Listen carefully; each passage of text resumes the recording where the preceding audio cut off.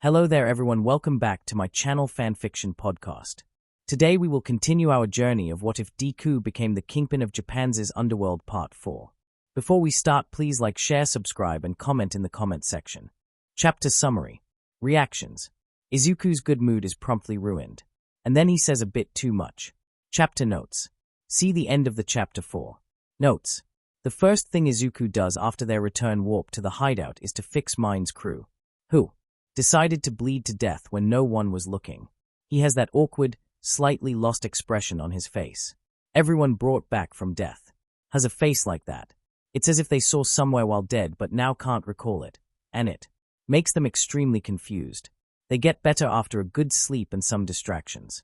Himiko leads Mine's crew to the nearest couch. Kurogiri would have complained about blood. Smaze, but Hitoshi just literally died, so he has some mercy, while Izuku fixes Zealot. Kurogiri warps in the second team. Gremlin is covered in soot and some slight burns. She probably forgot about safety measures and stood too close to her newest baby. Izuku fixes her too. He isn't sure if she noticed that. Stain drags Eclipse to the dungeon. Izuku shot her with one of Overhaul's old quirk suppressant bullets that he stole back then. Through Kurogiri's minuscule warp that the League's collective father figure managed to force open, taking advantage of Eclipse not knowing enough about warp quirk theory. The bullet came through messed up and looking weird, but the thing inside worked well. Enough. They weren't going to trust the drug that was probably somewhat altered, so he told Stain to put a quirk-suppressing collar on her. He has plans concerning Eclipse. It actually kinda concerns her body mostly, but he doesn't like double entendres like that. He has Himiko for that.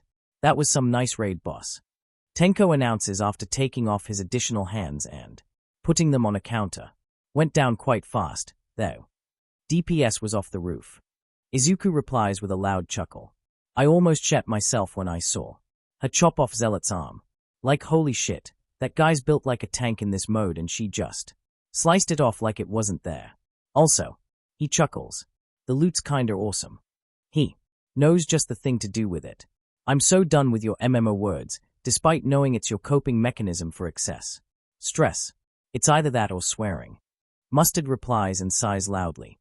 Can someone come and tell me what I missed by being on watch duty next to that infernal engine of destruction?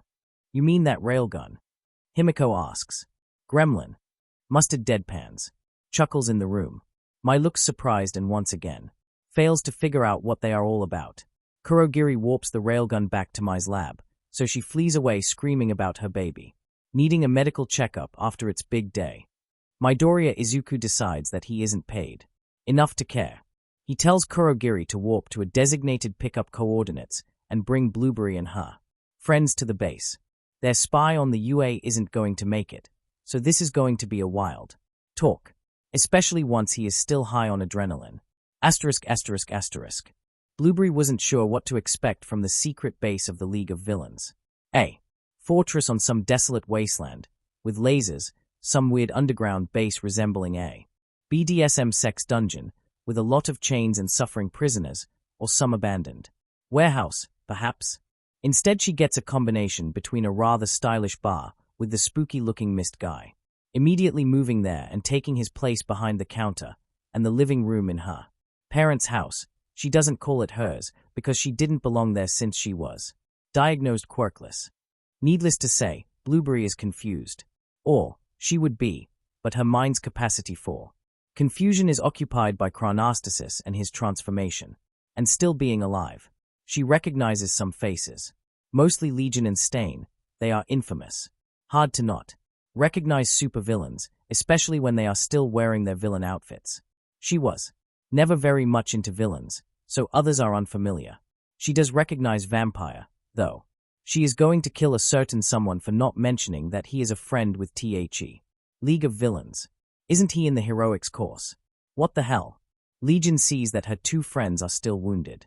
He quickly jumps towards them. She almost dies of a heart attack when he does that, and touches them. Their wounds vanish. She is oddly familiar with that process, and he seems slightly surprised that it worked. Strange. What happened? Legion, with his touch-based insta-kill, or insta-heal, apparently, quirk is standing a meter away from her. She is frightened a bit. He is a villain. She isn't sure if she Can count herself as a villain too. You need to have a quirk for that. Stupid law. Why the wounds? Chronostasis knew about us. Blueberry replies. She is going to tackle the issue of her childhood friend's choice in Friends later. Now she prefers to answer quickly and concisely. Kept us around to get Eclipse out of the picture. We got arrested and had a meeting with him, after which he let us go. Legion is confused. She isn't alone in that state anymore. Chronostasis let you go, despite knowing that you are working for me. He blinks at her a few times, in obvious days. Wow, someone got a character development and some level ups. When no one was looking. Stop stealing my lines. The gaunt man shouts from the background. Several others laugh.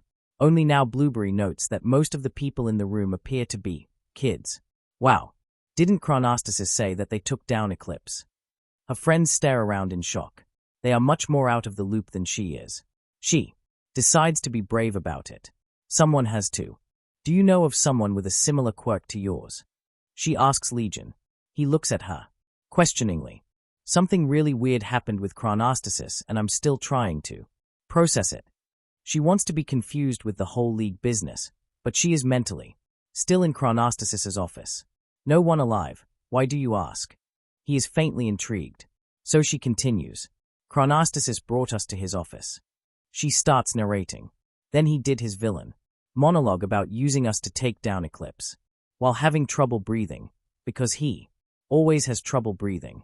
Surprise is visible in the green eyes in front of her. Legion seems to have heard about it for the first time.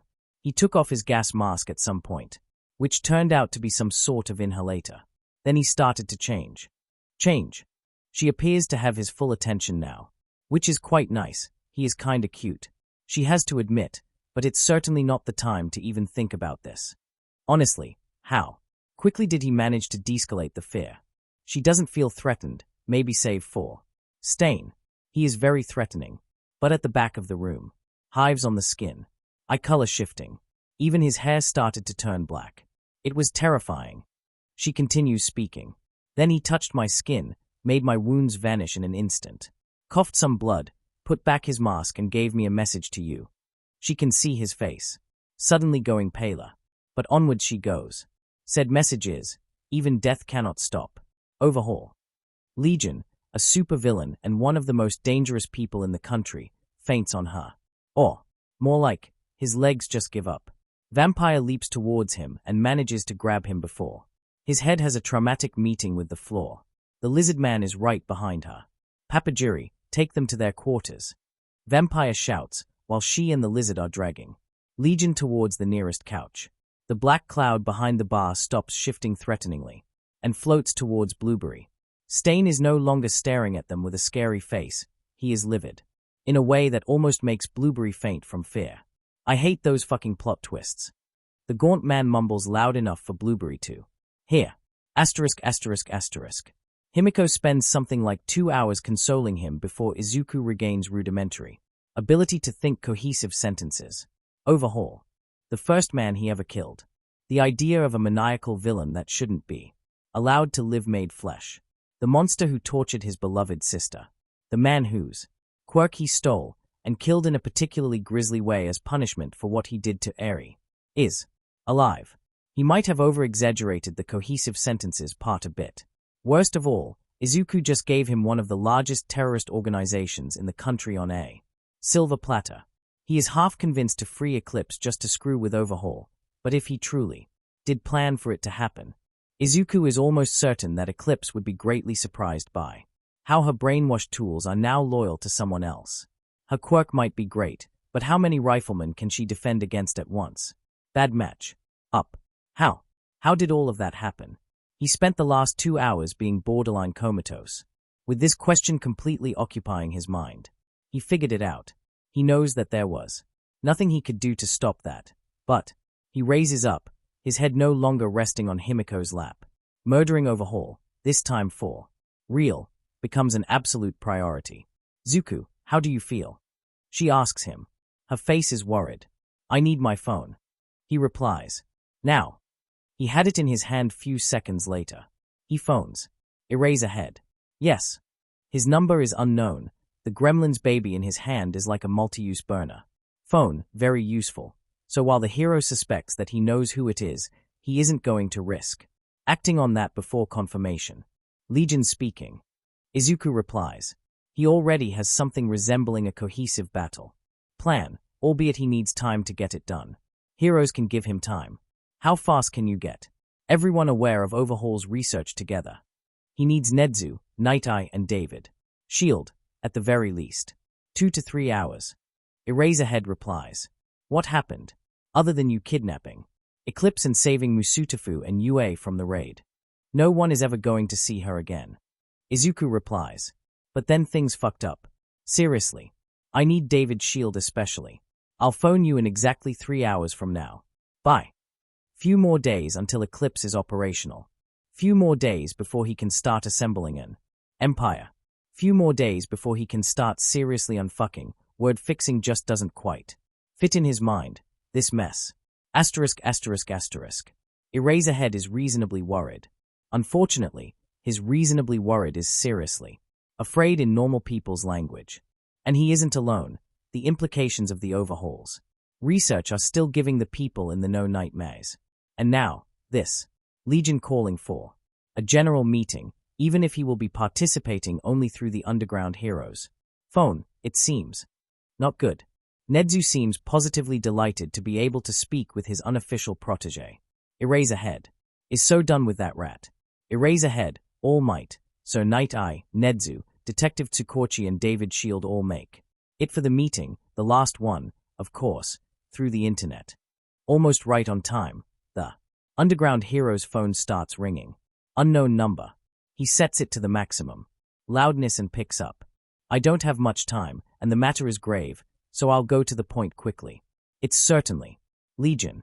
You all noticed me taking down Eclipse. Turns out that she was set up by Chronostasis, who can be now considered to be commander-in-chief of the entire Quirkless Liberation Front. As for the reason for the meeting, they all hear a loud sigh. Chronostasis isn't Chronostasis. It's Overhaul. Dead silence in the room for a few seconds. Eraserhead can see blood leaving the faces of people present. Overhaul being alive is somehow the only thing worse than QLF somehow. Acquiring a quirk erasing gas. How? Sir Night Eye answers first. I have a theory. Legion replies and Eraserhead shudders internally. Now that kid literally sounds like Nedzu. Back then, he mentioned something about the potential to transplant or copy quirks through his research.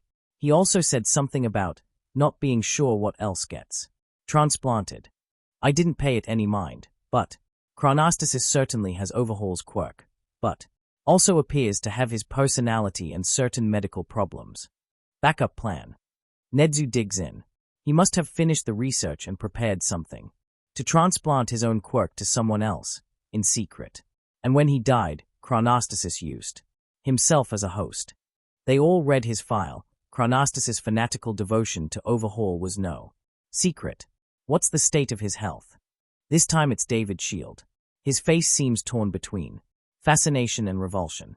His question takes Legion off guard a bit. Bad. The villain replies. I didn't get my hand on his medical file, but my no longer. A-Spy in QLF claims that he constantly has problems breathing. He is also wearing some form of inhalator. When he took it off, his body began to change to resemble Overhaul more. Hair began to go black. His eyes changed. I also heard something about something starting to shift under his skin. He also coughed out a lot of blood after a few seconds and put his inhalator back on, though not before using Overhaul's quirk as a demonstration. Oh, David has a face of sudden understanding. I think I can explain that. It's not a perfect fusion. If anything, it seems that the process was as far from perfect as possible. The vestiges of Overhaul's personality attached to his quirk has overwritten Chronostasis's mind, but the latter's body is rejecting the former's quirk. I suspect that it was damaged in the transfer process and can't be fully deactivated. The inhalator probably contains some sort of anti-rejection drug, or perhaps some dedicated quirk suppressor to keep Overhaul's quirk weaker, or both. When he took it off, the quirk began to slowly rewrite the host's body to better fit the default state of the body according to said quirk, so some form of dysfunctional fusion of Overhaul and Chronostasis, causing conflicts. He probably coughed out blood because his lungs were temporarily mismatched, in both genes and shapes. Eraserhead doesn't want to imagine the degree of pain Overhaul has to live in daily. He probably deserves it all, but it's still rather painful to think about. When he put the inhalator back in place, the changes began to revert. Legion replies. David seems fascinated. No one in the room feels like reminding him that he is talking with a supervillain. Overhaul's research is so groundbreaking that it's just, David sighs. It's an oddly excited sigh. I feel like one of Wright's brothers trying to analyze a jet plane. I know what it is and some general rules of aerodynamics, but details are way beyond me. If I were to speculate, I'd say that the inhalator carries some form of quirk-altering drug, that alone being revolutionary, that alters the desired body state that Overhaul's quirk passively works towards, into that of chronostasis. He will most likely die without it, and rather quickly. Which changes nothing in our current situation. Sir Night Eye states, we have a mad scientist with knowledge surpassing the scientific community of the entire world, capable of doing things considered impossible by said community, in charge of the largest active terrorist organization in Japan, that was also mostly brainwashed to do his biddings with fanatical loyalty. It also has international support from anti-quirked hate groups worldwide. He sighs. Also, how certain are we that chronostasis is the only Neo-Overhaul? Eraserhead gets a headache out of the last question. He doesn't seem to be alone in that. There are several thousand fanatically loyal quirkless soldiers in the front. If Overhaul can copy himself, even 100 sickly SSS-rank supervillains, Commission will shift the designation the second it finds out details about Overhaul, and its president is probably going to shit herself at the image, are a death sentence to the country. It's likely that he is the only one. Legion speaks. 1. I think that if there were 2 Overhauls, they would promptly kill each other over refusing to listen to the other's orders. 2. It's very likely that blood of the original Overhaul is required for the process, as otherwise the resulting copies would inherit the current, broken fusion of chronostasis and Overhaul. Add third person to the mix, even quirkless, and you get a mess. But if he truly carries Overhaul's mind, he is probably working on finding a way around that obstacle. So, a race against time. Nedzu summarizes. Overhaul has to be stopped before he manages to replicate himself again, or before he concludes his research on the quirk erasure drug and makes it into a chemical weapon. He remains silent for a few seconds. What's the current status of the girl? My sister is of no importance to this issue, and remains beyond Overhaul's reach. Legion replies automatically, and, as often in such a state, makes a mistake. The unspoken question, sister, fills the room. Sister. Nedzu decides to speak it after all. Legion remains silent for a few long seconds. Nedzu, I'll be frank with you. Finally, Legion speaks. Something in his voice is new. Sure, he still changes his voice now and then, but even then, Eraserhead can feel something. It's nice that you are trying to catch me. Or kill me. That's your job as a hero. And honestly, I think you're doing just great. But my family isn't a part of this. I know how. You used families of villains that pissed you off to capture them, but do not try that with me. Because if you do, I'm taking my gloves off. And then, Nedzu chirps in. He seems intrigued by something, or perhaps tries to intimidate Legion into making some mistakes. And then I'm going to burn UA to the ground, personally murder every faculty member, sell your students to the nastiest human traffickers I can find, and bless Japanese internet with the image of me using your preserved head as an sextoy. The voice is calm, almost serene. Eraserhead is taken aback. All Might is horrified. David Shields looks like he just remembered that they are talking with a supervillain. My mother and sister are off limits to your schemes. Go after me and the League in whatever way you want, save for that one. Do not make me angry, Nedzu. The original Overhaul died slowly and painfully, and you don't want to end up like him. Sir Night Eye freezes suddenly. Oh, they are all taken aback by the words that they didn't expect. But something in the way Sir acts just now ticks Eraserhead off. He pulls out a notebook, writes something on it, pulls the page out and hands it to Eraserhead. He reads it. He can feel his blood go cold. How? How is that possible? He nods to Sir, who nods back. All Might looks at them questioningly, only for both of them to tell him to stay silent by putting fingers on their lips. Tsukochi and Nedzu join the club of questioning faces. I'll take that promise into account, Legion. Nedzu is unfailingly calm. Good. Legion says. I'll send Eraserhead the coordinates of the QLF base in a moment. Then he ends the call. I think, Eraserhead says in the resulting silence, that I need to show you something. Come with me for a second. Sir Night Eye nods. Asterisk. Holy shit, Zuku. Himiko managed to stay quiet until the end of the talk. You are so hot. When you threaten people like that. She is blushing furiously and has those dreamy eyes. She is probably in her own fantasy world. It's probably best to not imagine what happens in it. But it most certainly includes the two of them and incredible amounts of blood. Midoriya Izuku sighs. This really isn't the time for that. He knows he messed up when he mentioned that Eri is his sister, but he also thinks that he managed to fix it with the spontaneous outburst and his further words. Time to ask his favorite spy to have an eye on the situation, just in case he was wrong. Because then things would get ugly. Asterisk.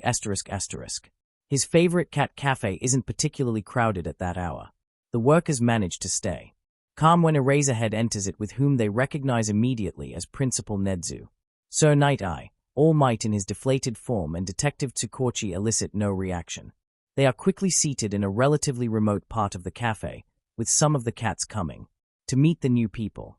They get cafe or tea. All Might picks the latter, but knowing his lack of stomach, he is merely tasting it. Everyone is curious about the reason for Eraserhead to bring them here. I believe that we either have a leak, or, even more likely, Nedzu's office is wiretapped by the League. So Night Eye starts hard right away. What? Detective speaks for everyone. Nedzu is borderline mortified. All Might coughs out. Blood. Eraserhead is interested in the reasoning behind the theory. It's about the Legion's slip-up and his subsequent cleanup. Sir Night Eye explains. Only we, Gran Torino and Lemillion, know about Legion being the son of mischief and, most likely, all for one. Legion mentioned having a sister, which implies at least one of his parents being alive right now. So he issued his threat, and then, instead of saying my family is off limits, or joking how he would feel if he called someone his daughter, while being 16 years old, he explicitly stated that my mother and sister are off limits, thus betraying that his mother is alive. Why clean one slip-up with another? Eraserhead understands before others in the room. For no reason. The underground hero replies. Unless you happen to know that the people you talk with know that your father is an evil incarnate, then it makes perfect sense to fix the slip-up by reassuring them that it is your mother that is alive by another accidental slip-up. That's a bit of a stretch. All Might tried to intercede. Sir Night Eye doesn't let him. He also mentioned how Nedzu is doing a good job trying to catch him. Hero says, what if it wasn't sarcasm? Because I heard none in his voice, and we all know how he enjoys complimenting heroes who do a good job.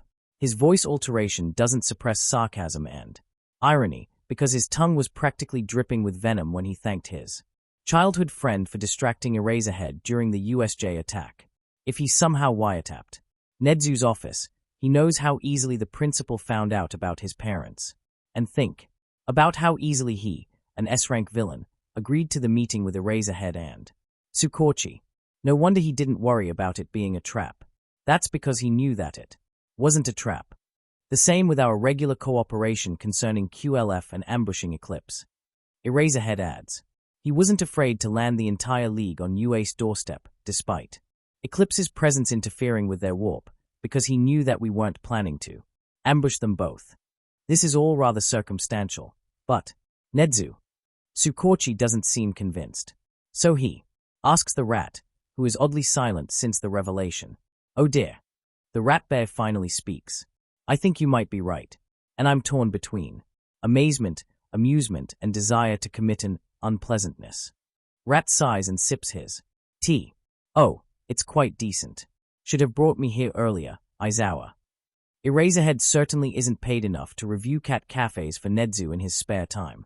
Besides, he gave the cafe a positive review on the internet, and he is certain that despite him making it under a different name, the rat knows.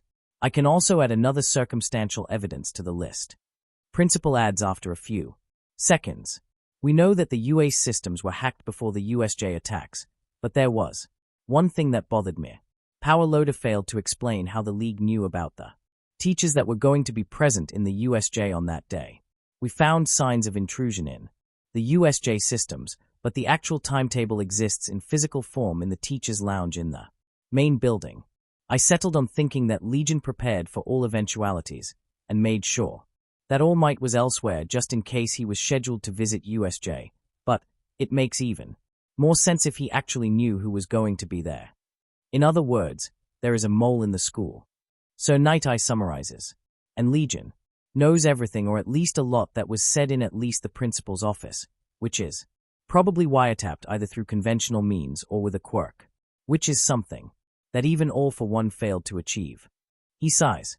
I know it's not my thing to say, but Nedzu, be so kind and don't touch Legion's family if you manage to find it, all right? That kid is dangerous, and we shouldn't push him too far, at least until we're certain that we can catch him afterwards. Not planning to. Nedzu replies. Not because of the threats, but because I failed to find even the barest of trails. I simply can't find them. And if so, then neither can Overhaul. And we can all agree that the last thing we all want is me finding his family only for Overhaul to steal his sister from me. Eraserhead decided to not comment on how psychopathic that announcement was.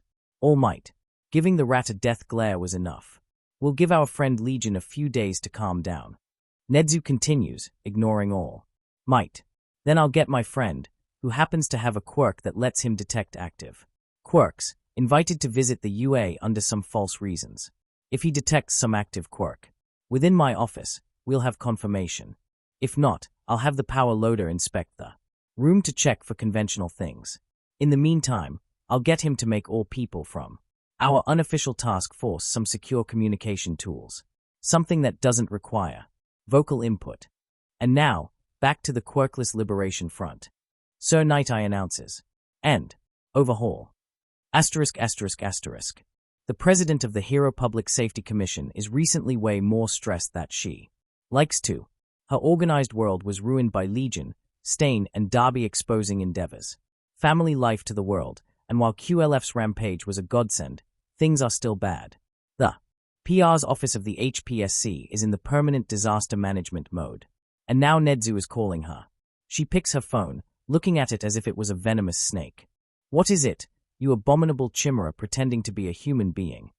She asks, concealing how tired and caffeine-dependent she is right now. Her voice sounds as strong as always. Something came up, you damnable witch who somehow missed her appointment with a steak. Nedzu chirps back. Both of them truly mean their insults. Their hatred equals the one between All for One and All Might, but they are yet to conclude it with murder. What exactly? Let me guess, you tried to screw a panda in the local zoo, some kids saw it, and now you need my help to cover it up. She replies promptly, insulting each other with. Almost every sentence is something of a tradition in their mutual relationship. Murdering each other through the phone is hard, which didn't stop the president from trying to find quirk capable of doing that. Nedzu is probably doing the same. Oh, so your people are good in hiding sex with animals from public. I guess with you around, they have a lot of experience with that. The rat shoots back. She clicks her tongue in irritation. I happen to have new information concerning the QLF. You won't like it, which would be pretty great, but unfortunately I don't like it either. Chapter end notes. You didn't expect the UA to remain oblivious to the wiretapping forever, now did you? Also, just so we're clear, another plot earthquake is scheduled for Chapter 28, tongue sticking out. Although, to be honest, that particular earthquake lasts for 2 more chapters. Also, hopefully, the entire history of talks between Nedzu and the HPSC president will one day be published, for the great benefit of the world of Japanese insults. Chapter summary. Empire. The Empire is born. Chapter notes. See the end of the chapter 4. Notes. The list of Japanese supervillains, updated after the Musutafu incident. SSS rank. Redestro, Meta Liberation Army. Overhaul, Quirkless Liberation Front. SS rank. Mr. Compress, Levelers. Purity, Creature Rejection Clan. Beast, Inhuman Supremacy Party. Legion, League of Villains. S rank. Geeton, Meta Liberation Army. Slidden Go, Meta Liberation Army. Stain, League of Villains. 9. Allegiance Unknown. *****. Hero Billboard JP Chart. State for the Musutafu Incident Aftermath. 1. All Might, UA. 2. Hawks, A Hero Commission. 3. Best Genist, UA. 4. Ed Shut, UA. 5. Yoroi Musha, Hero Commission. 6. Maruko, Independent. 7. Crust, UA. 8. Dreamer, Hero Commission. 9. Scream, Hero Commission. 10. Ryukyu, Independent. 11. Wash, Independent. 12. Gang Orca, Independent. 13. Shishido, Independent. 14. Snatch, Hero Commission. 15. Boulder, Hero Commission. Notes. 1. Maruko, Gang Orca and Shishido are listed as independents, however many commentators speculate about connection between them. Not only are they all possessors of complex mutant quirks, but they also frequently team up while avoiding team-ups with anyone else. Some claim that there is a conspiracy in play, others that this is simply due to them all sharing the issue of being a target of frequent discrimination, making them more likely to cooperate with each other. When they team up outside of their group, they tend to do that with UA-aligned heroes. 2. Yoroi Musha, Crust, Scream, Wash and Boulder are a part of the Northern Battle Group, a semi-permanent team-up placed near the northernmost end of Japan. Yoroi Musha is there permanently, while the others come and go, but there is always at least 2 more heroes from the list, plus a lot of heroes with lesser rankings. The NBG's goal is to repel any attempt of Redestro and his Meta Liberation Army to make landfall in northern Japan. *****. Vampire Princess, we need to talk.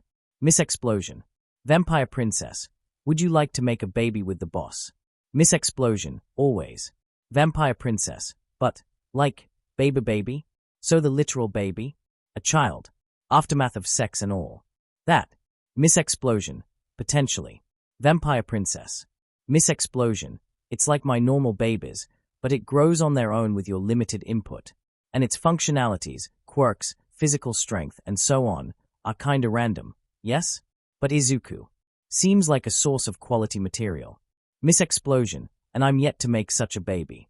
Miss Explosion, so I'm potentially interested in it, because I love making babies. Miss Explosion, sentient biological ones are something new. Vampire Princess, okay, this is deeply disturbing but also kinda hot. Miss Explosion. Vampire Princess changed MISSCXBLSON's nickname to Baby Factory. Vampire Princess changed their nickname to Harem Mistress. Harem Mistress changed the chat name to Emperor Izuku's Harem. Harem Mistress send invitation to the chat to Legion, SS rank. Legion, SS rank, joins the chat with default nickname of Small Might. Small Might, what in the ever-living fuck? Small Might, Himi Ayakou. Harem Mistress changed SMALLMIGHT's nickname to Beloved Master. Beloved Master. Harem Mistress, so what do you think about that blueberry girl? She has a nice rack and I'm 99% sure that she likes your looks, as in, likes. We girls just know stuff like that. Beloved Master, you'll need Jesus Christ. Beloved Master left the chat. Baby Factory, oh, I was already making plans. Harem Mistress, keep making them and share them with me on this chat. Harem Mistress, I mean, technically speaking he didn't say no. ******. Izuku was correct. The quirk-suppressing drug he injected into Eclipse was damaged by the messed-up warp, enough to stop working after less than 2 days. Unfortunately to the former leader of the QLF, she was decked in a quirk-suppressing collar way before that. She was a former quirkless, so she knew how to be mean to other people without her quirk. But she could do very little while handcuffed. Even her legs were bound. Plus, a gag. None of the League members really cared about her discomfort, since Izuku made his plans known to them. When the collar confirmed that there was something to suppress, Stain dragged her to the training room, where all members of the League were gathered. Hi there, Eclipse. Izuku waved at her. She was unable to respond vocally, so she merely stared daggers at him. No one in the world knew what Eclipse really looks like, until she was captured by the League. She was a reasonably decent-looking and completely normal, for quirkless standards, woman approaching her 40s. Her hair, long and black, were actually slightly similar to Blueberry, and so were her blue eyes. That gave Izuku an interesting idea. That's no way to treat a lady. Izuku sighs. Like many other spontaneous things in his life, this meeting was planned to a detail. Stain, ungag her. He did so. She kept staring at Izuku with hatred in her eyes. I'm not telling you anything about QLF. She says, if you think that starving me is going to make me talk, you're mistaken. Izuku laughs. That takes her off guard. Chronostasis sold you, Eclipse. He says, and Eclipse freezes. He knew that we have a spy in your midst and that we're going to ambush you. All your information about the QLF is outdated. We had heroes storm your base yesterday, and all they found was some trash that Chronostasis forgot to take with him. You have almost nothing of value, so after I extract the only valuable thing from you, I'm going to have you executed. He gives her a cheerful smile. No hard feelings, but I'm not letting a mass murderer responsible for gassing several cities and a lot of civilian deaths roam free. Not to mention someone who made lives of the non-villainous quirkless in this country so much harder, including my own. She doesn't want to believe him, but something in her eyes says that she does. At least about the chronostasis part. Did she suspect him of doing something behind her back? Too late to change anything. She is kneeling, Stain holding her in that position. Izuku approaches her and puts his hand on her face. Then he activates All for One. He never actually stole a quirk. He got Overhaul's quirk from his dad, who was the person who did the deed. Willing transfer wasn't a problem, since there was no real resistance, and that's how he got all remaining quirks.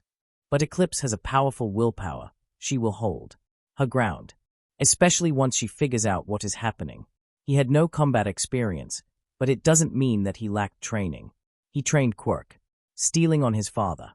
All for One didn't put maximum resistance. Izuku would have never won if he did, but he did scale it as time passed. Eclipse screams and squirms in her bonds when he begins.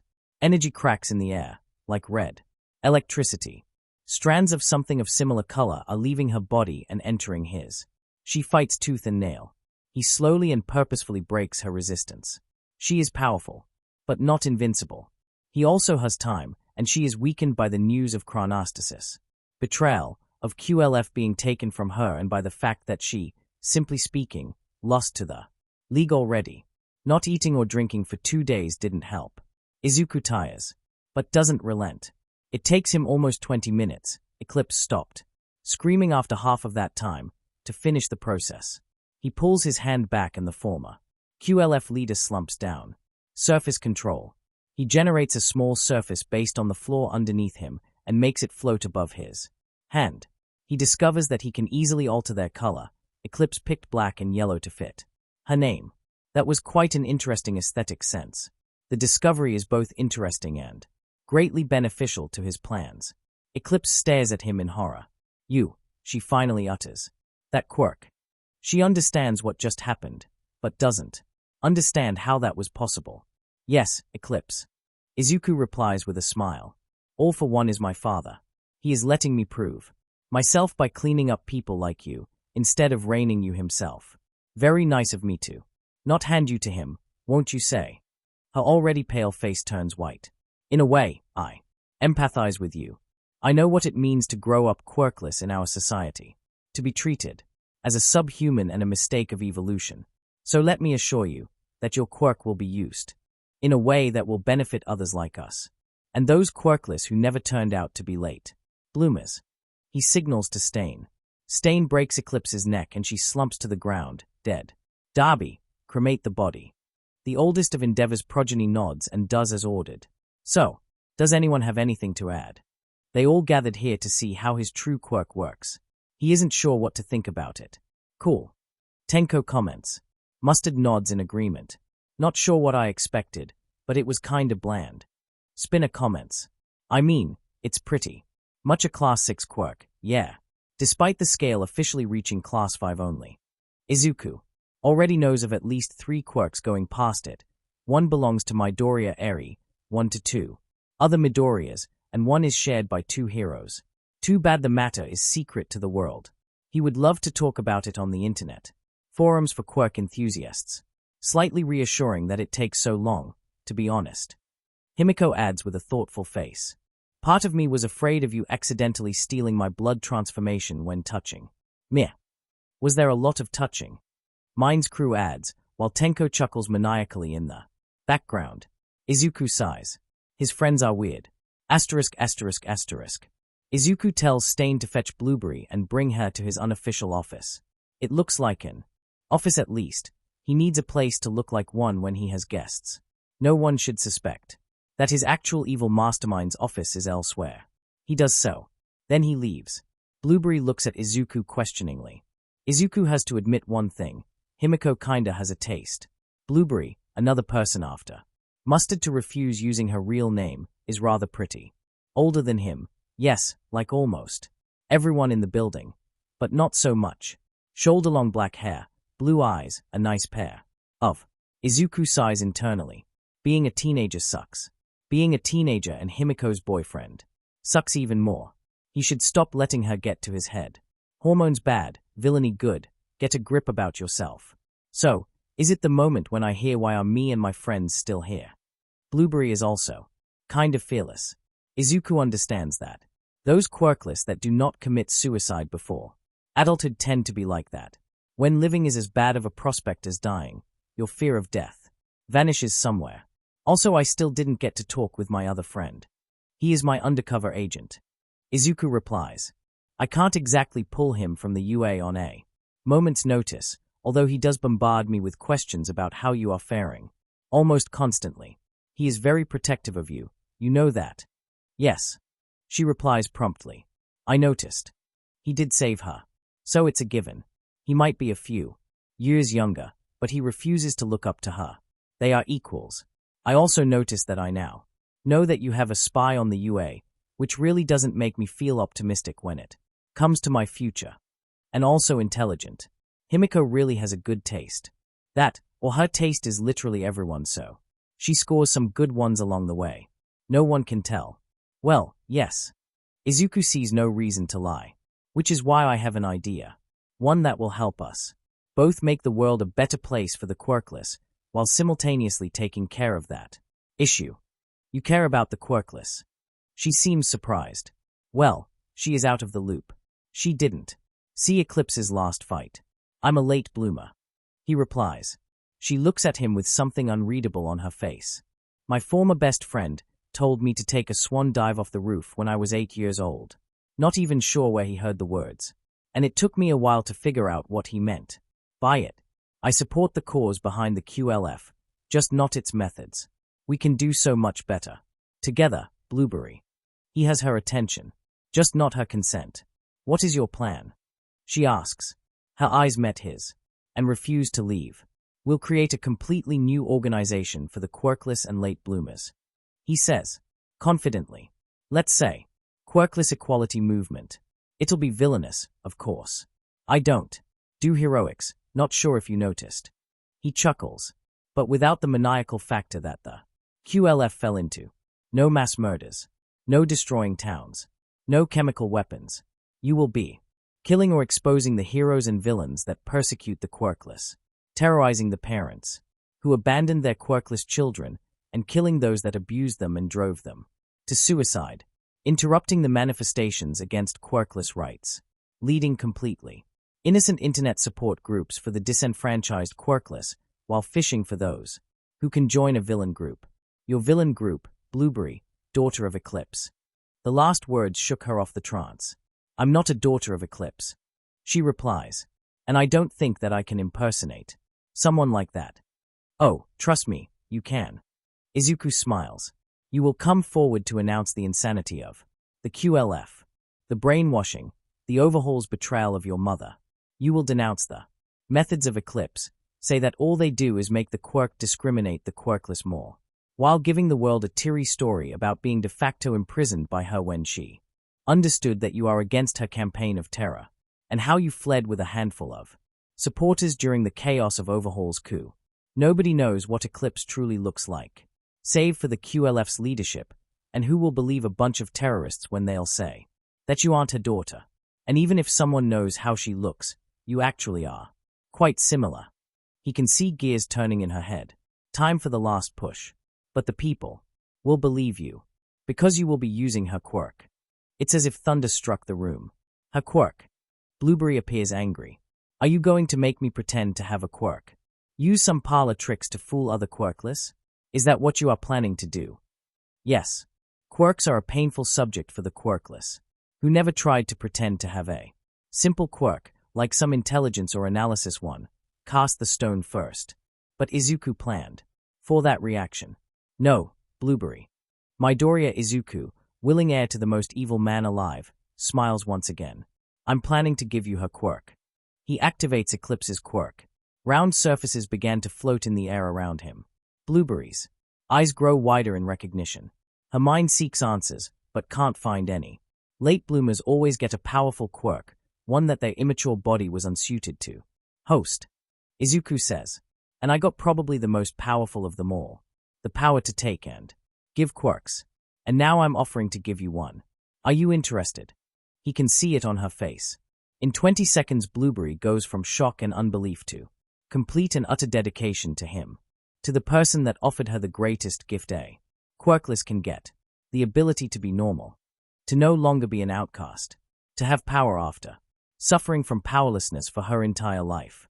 Together with an option to help others like her. He doesn't say it, but she understands that. What he did once, he can do twice. And quirkless with their endless desire to fit in aren't they perfect receivers of such gifts? Yes. Yes, I am. She says. And he laughs, internally. He won. One small step in the construction of his empire. But a great step for himself. Sure, he is following his father's trail. But most children do that. There are always deviations, and that's his goal. But for now, the road is clear. Kneel then, and relax. He says, and she follows the instructions obediently. He puts his hand on her face and activates all for one. He should get a suit for the next time he does that. Just a small throwback to the old regime. Also a picture. His father's going to frame it. No doubts about it. Asterisk, asterisk, asterisk. He leaves Blueberry in the living room of the base. He has a lot of things to talk about with. Yes. The quirkless equality movement is composed of only a single member right now.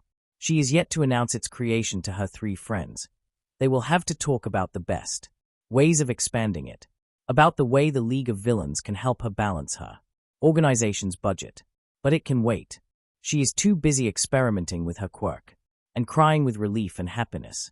She spent her entire life getting persecuted for something that he just healed her from. There are no words to describe the depths of relief that overtook her brain. She seems to be a natural. She already generated more surfaces at once than he did. Slightly odd, but also pretty great. Besides, some people having natural compatibility towards certain quirks are normal, at least according to his father. He has other things to do. He doesn't notice Himiko approaching Blueberry when he turns. Her back on her, she is still on it, and she just noticed a weakened prey. He ends up in Gremlin's lab. Needless to say, it looks like a mess. Reinforcing and sound proofing the area cost the League a lot of money, especially as he had to do the same in the reserve base. There are dozens of babies scattered around. He doesn't even dare to try to figure out what half of them are. Gremlin is a mad genius, and she can navigate this labyrinth of explosives and acids perfectly. The base might be his kingdom, but this dukedom rules itself without the king's attention. Hello there, boss. I was tinkering with something on one of the many tables. Here to make a baby with me. You always have the best ideas. He is acutely aware. She mentioned that hundreds of times already. Actually, I was going to talk with you about a certain business proposal. Her face turns towards him and her eyes glow. I had a talk with Duran earlier. Oh, wait. She shouts and quickly puts her baby down. She caresses its metal frame. Mama has to talk with Papa for a bit. Be nice to the others while I'm out, all right? She makes a weird face. Good boy. I'm proud. Sometimes Izuku asks himself if didn't he fall from the mountain of sanity far enough to actually hear her babies talk with her. Her quirk is about eyesight, so it's certainly not the cause. On the other hand, she is functional enough and a certified genius. It's like having his own David shield, but in the basement and with more explosions. Is it really important if she is sane when she is happy? Please tell me it's all set up. Mai says after pretty much jumping all the way to him. Is that some new jumping baby she is field testing while working on another thing altogether? It is. Right, right. Yes, my. He replies and she beams. Duran is overjoyed at the prospect of working as your middleman. He heard a lot about the quality of your babies and is interested enough to find you both a remote place for your company and some willing co-workers. He will probably disguise it all as a company that deals with electronic junk. Hatsumai's ability to turn junk into stuff like jetpacks or railguns is legendary among the League members. Duran is trustworthy enough. He knows just how much money this business can earn him, and he loves money. Are you sure that you can deal with management, though? Izuku asks, not fully certain of it. Not all certain of it, in fact. More like anti-certain. You are a crazy good inventor and engineer, but other than that, he doesn't add with an accent on crazy, but it's implied. Kinda. She wouldn't notice it even if he said that to her face. I can do that no problem. She replies promptly. Pa and Ma prepared me for inheriting their company since I was 8 years old and made my first baby. I can manage a company. All right. I mean, having others make babies is like making them yourself. Yes? He isn't sure if she truly looked for an answer, but he still nodded. But you can make even more of them at the same time. So it's like having grandchildren. And I can. She suddenly breaks into tears. Izuku is right next to her in a heartbeat, hugging her. He knows what happened. It's okay, Mai. He says, trying his best to console her. He doesn't want her to trip on something in this state, not in a room full of exposed wires, acids, and explosive materials. Hatsumai was 14 years old when Genera Corporation decided to eat up her parents' company. When they refused to sell Hatsum Industries, Genera decided to ignore said refusal. Her parents lost first their livelihood. Genera promptly ruined Hatsum Industries with some underhanded methods, and then took it over. Then everything else. Hatsumai, who had the unfortunate luck of being a genius inventor even at her age, was kidnapped and told to make her babies for Genera Corporation in order for it to spare her parents. Parents that, unknowingly to her, were already dead. She eventually escaped through a stroke of luck. And, somehow, run into Kurogiri. She was already maniacally focused on her babies and revenge when that happened. And just slightly insane. But sometimes, there were moments like this, when her mind returned to those days, and decided to take a break. The prospect of having a company properly once again did it this time, if Izuku's hunch was correct. Too many emotions that she no longer knew how to deal with. She hugged him back. He activated Strength Amp to not make it too painful. Her arms. Strength was no joke. I miss them so much. She utters, still crying. He is still hugging her, using one of his hands to pat her head. He tries to not think of oil smears on his favorite t-shirt. I know, Mai. He says, you'll make a perfect company. New Hatsum Industries. Something to make them proud of you. And we'll take revenge on Genera together, like I promised. I know that we didn't have time to work on that recently, but let's celebrate you becoming a CEO properly. Did Kurogiri give you your explosives back? He didn't, but he does so when Izuku asks him. Then he teleports the bomb to the local Genera factory. After its closing time, Izuku understands revenge but not random mass slaughter. It's not like regular workers did nasty things to her parents. Izuku and Mai watch it go off from the roof of the building a kilometer away from it. The factory is thoroughly destroyed. Mai is back to her cheerful insanity state. The hug she gives him almost breaks his ribs. They shout at each other over how to name her new company. Her name is still a secret, and he doesn't think that Fuck Genera is a good company name. They eventually settle on Villain Industries. It's a nice evening, all things considered. Asterisk, asterisk, asterisk.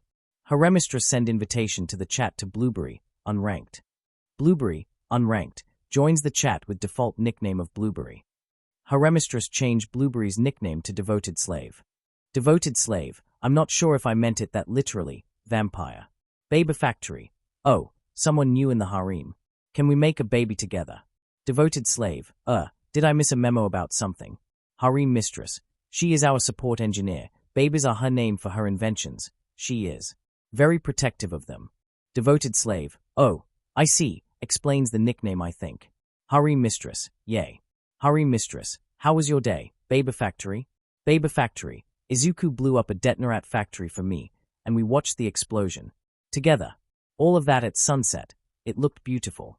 Harem mistress. For a person who says that he dislikes the idea of having harem of beautiful, deadly and thoroughly devoted women at his side, he did an awful lot of things to make you fall for him. Baby factory. Yes, I want to make all the babies I can do for him, and then some more. Harem mistress. Also, when did my adorable innocent green bean mastered the art of setting up a romantic mood? Harem mistress. I'm confused. Devoted slave. So what do we do here normally? I'm new to both the villain network and this chat. Harem mistress. We talk about how awesome Izuku is, brainstorm ways to make him accept you all into his bed, and also read newest episode of my totally not super sexy story about him that I write when he isn't looking. Baby factory. I'm still surprised how quickly you wrote it. Isn't this chat on since yesterday? Harem mistress. And I'm still surprised how you actually are present on this chat unlike the main one, and you even write relatively coherent statements. Harem mistress. Any skills that you can contribute to our arts corner at Devoted Slave. Devoted slave. Well, I did hear that I'm very good at drawing. Does that count? Harem mistress. Why yes, we're going to have so much fun together. Laughing face. Laughing face. I have so many commissions in mind for you. Harem mistress. Also, guess what? Did you know that Izuku's birthday is in 3 days? 3. Devoted slave. Oh dear me. Baby factory. That's a crucial information to me. Going to the workshop immediately. GTG. Harem mistress. Oh yeah, it's all coming together. Chapter end notes. Small step for Izuku. Massive nostalgia ride for his father when he finds out. Chapter summary. Reorganization. The empire expands. Himiko tries to win the game. Someone is plotting in darkness. Izuku wakes up in their room in the base, does his best to avoid waking Himiko up. She is just slightly blood-starved right now, and he isn't sure what to expect from her once she wakes up, and after some basic preparations ends up in the living room of the base.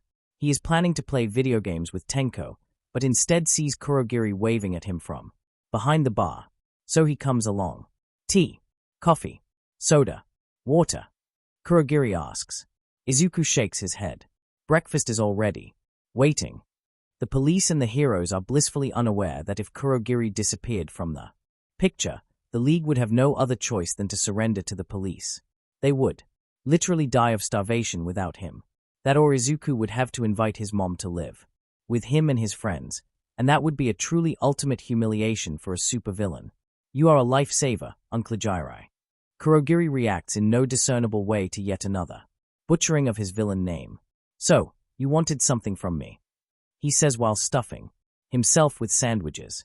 Waving is a bit unlike their warper. I have a business proposal for you. The warper, well, theoretically, Blueberry's presence is keeping him grounded until Gremlin finishes their warp assistance support items, says. I believe we are currently branching out a bit, so I decided that it's a good time to ask. Sure, go for it. He was about to make some internal changes to League structure in order to accommodate for the recent changes. Kurogiri's idea is one of the most beautiful and crazy things Izuku ever heard. Their warper pointed out that one of the reasons for the heroes' triumphs over the villains is that they can learn their trade openly. Villains, in the meantime, are typically self-taught or have mentors who tend to impart skills and mistakes alike. But now, the League of Villains is branching out and its finances are stellar. Izuku might not be reaching the level of funding the Redestro has. The government is still pretending that Detonarat and some other corporations didn't back his coup because trying to dismantle them would kill what's left of the Japanese economy, but it's quite close. They can invest into the future. So why not organize an underground academy for villains? Get some promising 15, 21 years old thugs, tell them how to use their quirks for maximum power, teach them some proper quirkless combat skills, instruct them in things like picking locks, some rudimentary hacking, disguises and whatever else they might need. Also some psychological counseling, because being an ass to your compatriots is probably the most common reason for villains' crew collapse after heroes. If the trainees will be good enough, then the entire villain academy can finance itself by selling their skills in exchange for practical experience as a form of internships. And the graduates can pay back the remaining cash in installments from their villain career. Besides, even if graduates get captured by the heroes, the League can survive losing some Money if it means a higher level of professional villainy out there. Not to mention that many active villains will simply pay the academy to train their kids for them. This is beautiful, Kurogiri. Izuku beams up, and he can feel the happiness radiating from the Warper. I name you the first principal of the Villain Academy. It's like the villain factory, but this time less retarded, and offer you the League's full support. In Izuku's opinion, the Warper just likes the idea of making children happy. Children or pets. Kurogiri still thinks that nobody knows of him regularly feeding stray cats from the surrounding district. Izuku should go spend some time with his family today. *****. Fuck school. Okay, so can someone tell me why is Kurogiri hiding in one of the unused rooms, humming something and looking through the teaching curriculums that our spy stole from the UA? Fuck school. I'm getting bad vibes about it. Small Might. Kurogiri decided to work on the level of professional villainy in Japan, and I offered the League's unconditional support for his idea of opening an academy for villains. Fuck school. Way opening a school. Fuck school. On an unrelated note, does someone know about a villain crew interested in recruiting me? Small Might. Don't get melodramatic. It won't be open here and you don't have to participate. Small Might. I'm probably going to offer quirk analysis and teach the kids how to analyze quirks of their enemies. Small Might. Looking forward to it already. Vampire Princess. So I'm going to teach them disguises and knife-fu. Small Might. Vampire Princess. Hey, that's actually quite cool. UA Spy. Let me guess, you want me to vanish more teaching material. Small Might. If possible, UA is the best and we want to learn from the best. Small Might. Still talking with Blueberry? UA Spy. Just finished. It was an interesting experience. UA Spy. At least she isn't angry at me for not mentioning the League. Small Might. Nice. Miss Explosion at Cap Provider, are you interested in opening a support department in your school? As a CEO of Villain Industries, I'm interested in working together. Fuck school. Wait, she can talk like that. Cap Provider. I'm sure we can come to an accommodation. Miss Hatsume. Handyman. This is just creepy. Insomniac, said the walking advertisement of hand cream. Small Might. Yeah. So it might be the time to talk about it. Small Might at everyone. Small Might. I'm planning to make some internal reorganizations. Red stuff from here. Down and comment when you are on. Sneaky Gecko. What reorganizations? Small Might. 1. Blueberry is joining the League as regular member. Small Might. 2.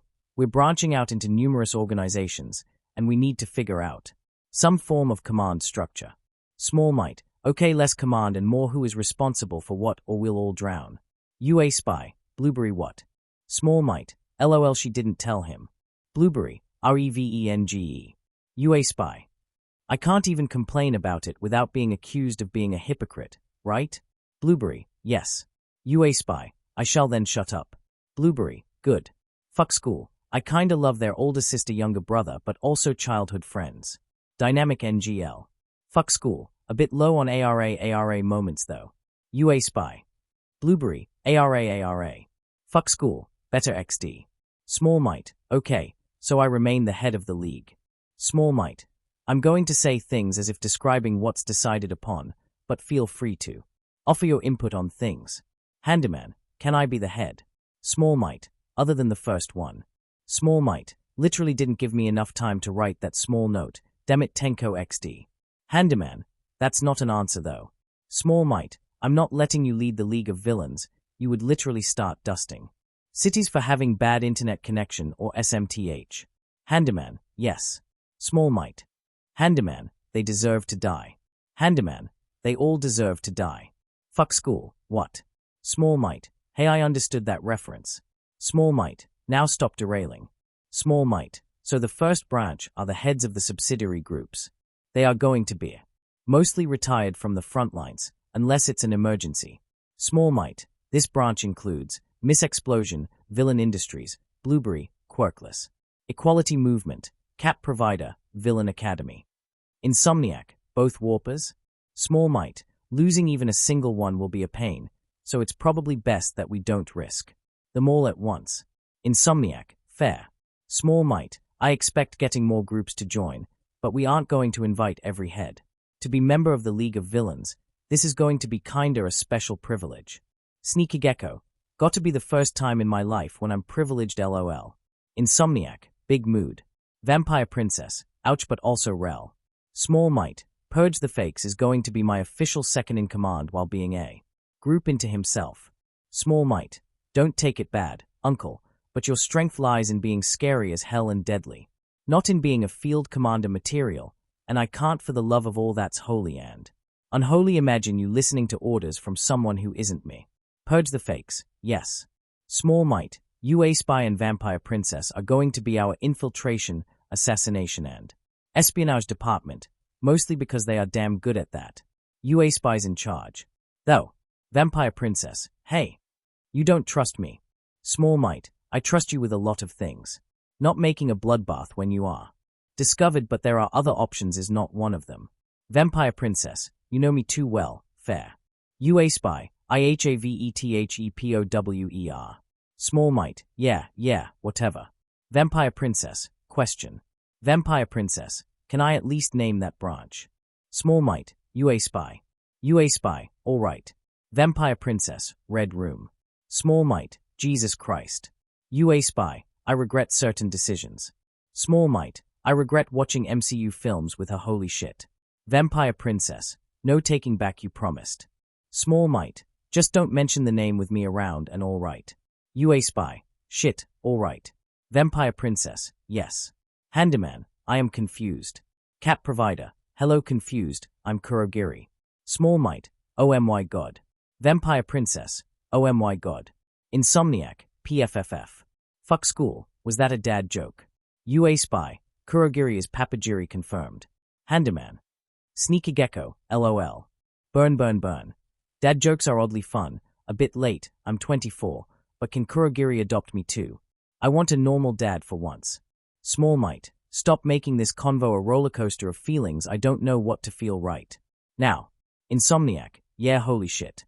Small might, it's especially hard for Handyman because we all know that he is too simple to feel more than one emotion at once. Handyman, fuck you. Small might, no. Cat Provider, I'm not adopting anyone. But I'm going to take care of you all to the best of my abilities. Regardless of your age and of whether you have, do not have or have killed your biological or adopted parents. Vampire Princess, Papagiri, this is the sweetest thing I ever heard. Handyman, yes. Small might, back to the subject, stop derailing the convo with your daddy issues. Damn it. Small might, the rest will be an exclusive combat unit of the League of Villains. Insomniacs. In charge. Insomniac, yes. Handyman, no. Fuck school, maybe. Small might, and I dub thee Vanguard Action Squad. Insomniac, your naming sucks. Small might, you're the one who tried to name your cat dog. You aren't in a position to criticize me. Handyman, he what? Insomniac, I trusted you to keep it secret. Insomniac, IT was ironic. Small might, your facial features are ironic. Why have them when you don't use them? Now. Quiet down, damn it. Small might, VAS members are Insomniac, fuck school, Handyman, burn. Sneaky Gecko and Deus Vault. Small might, find yourself a second-in-command from the list. Small might, also the name is because I plan to have you operate as literal vanguard, supported by thugs and villains from subsidiary groups. Insomniac, burn, do you want to be my second-in-command?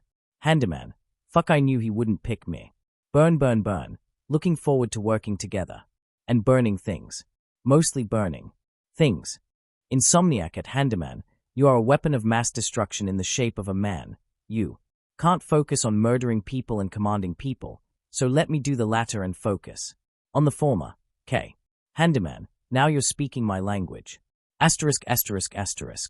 Blueberry unleashed her manifest the day before Izuku's birthday. He actually ended up asking Mr. Compress for help with it. The big man himself decided to join in with the effort. He is and will be an absolute master of things like lighting, acting, and special effects. When Izuku offered him a chance to meet his mom, Mr. Compress didn't believe him when he told him that mischief is alive, but he decided to check the possibility of meeting one of his idols. Besides, it was an occasion to make a working relationship between Legion and Mr. Compress. Thus far all contacts were through gentle criminal Allah Brava. Needless to say, Blueberry coming into public knowledge under the villain name of Sunset, with her surfaces being rather red or orangish, to keep with the solar themes of Eclipse, was an astounding success.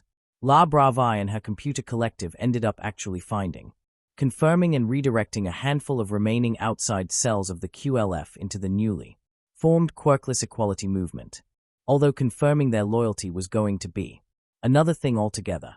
Asking his mom to spend an hour or two sipping tea and talking about old heists with Mr. Compress, they ended up spending 5 hours and making friendship bracelets for each other. Oddly enough, was a low price to pay for making Blueberry infamous. Izuku was borderline tired of seeing the memes on the internet, and it was only a few hours since the act. They also ended up exposing a human trafficking ring preying on quirkless and blew up a police precinct that was covering up abuse of local quirkless, despite several suicides happening there in a short succession. Blueberry happened to know one of the people who killed themselves, and making her not cackle maniacally while the building exploded on camera was Mr. Compress' greatest achievement of teaching. They also make it a point in the recording that the 2 policemen that were actually trying to do something about the issue and one that joined said precinct after the fact were purposefully lured out of the building before the explosion, and that they made sure to make the boom happened when there were no civilians inside. QEM's membership number skyrocketed overnight. Blueberry began to organize local cells. All you really had to do, with modern internet being this fast, was to host your villain forum in some failed state where police no longer existed or was officially working for the local villains, and your villain group could work semi-openly on the internet. That and watch for undercover policemen and heroes. Official denouncement of Sunset being Eclipse's daughter, and of that brainwashing talk. Plus the online screeching from QLF's fanboys was a music to Legion's ears. Overhaul was probably clawing his eyes out in fury over getting kicked in the PR. Izuku was going to have 2 birthday parties. One organized by the League of Villains, and one in his home. It didn't really matter which one was going to happen first. He wasn't getting alcohol in either, and everything else was just a matter of tiredness. He went with the League's part first, in the end. It was fun. Happy atmosphere, lots of laughter, a cake shaped after Thunderbolt's helmet. He enjoyed cutting that apart with a really large knife. Presents. A new video game from Tenko. A very nice blade from Uncle Stain. Well, a lot of presents. Most of them are reasonably normal. Himiko gave him a page from a notebook with a large threesome pass written on it. He almost threw her through the window, not like they had any in their base. But then she quickly said that it was just a joke and offered him a drawing that she commissioned someone to do. Very high-quality image of slightly too buffy version of Izuku standing on the backs of Thunderbolt and Eclipse, both on all fours, with an Endeavor in a butler's suit standing next to him, with a selection of drinks on a platter. Never in his life was he more confused than when she showed him the picture. Harem mistress. Damn it, it didn't work. Devoted slave, I noticed. Devoted slave, it wasn't exactly subtle. Devoted slave, also shouldn't it be a foursome pass? Harem mistress, I was trying to be delicate about it, so start from 3. Devoted slave, delicate? Harem mistress, come on, I'm a queen of subtlety when compared to Babe Factory. Devoted slave, I'm afraid of asking, but what did she do? Harem mistress, see this pic. Devoted slave, oh. Devoted slave, my. Devoted slave, God. Harem mistress, see? Queen of subtlety. Devoted slave, is this? No, just no. Harem mistress, I told her to drop it and make a present that will not make him murder everyone in the room and then off himself. Devoted slave, let's never speak of this again. Harem mistress, I agree. Devoted slave, great. Devoted slave, did he at least like the drawing? Harem mistress, yes, said that whoever drew it is super good, but I think it was a bit too weird. Devoted slave, so, what next? Harem mistress, make that Izuku as a Postapo warlord on the ruins of Hero Commission. Buildings surrounded by harem and lieutenants of his army, drawing we talked about. Devoted slave, sure, but give me a bit of a break for a day or two. I hurried the first one to make it for the birthday. Devoted slave, despite Mr. Compress being a demanding director. Devoted slave, I'm a bit overworked. Harem mistress, you're right, my bad. Harem mistress, wait, I'm processing what you just said, and I'm kinda shocked you found time to draw it actually. Harem mistress, like, when did you sleep? Devoted slave, the real question is how did you sleep, and the answer is alone. Unfortunately. Harem mistress, got it, don't get sassy on me. I'm working on it. Geez. Asterisk asterisk asterisk. The second birthday party was much more subdued. Eri was around, being as cute as always, but even more chatty. She had a lot to talk about concerning her school. She absolutely loved it, and it seemed that she already befriended everyone within a 2 kilometers radius from it. Izuku wasn't surprised. It was, in a way, a repetition of the mom's birthday party, but Izuku-centric. His parents bought him a collection of reprints of old superhero comics. Eri gave him a scarf that she apparently knitted with only minimum help from mom. Izuku was overjoyed. If it didn't risk Eri finding out, he would have integrated the scarf into his villain outfit. Eventually things settled down, and they began to chat about various things.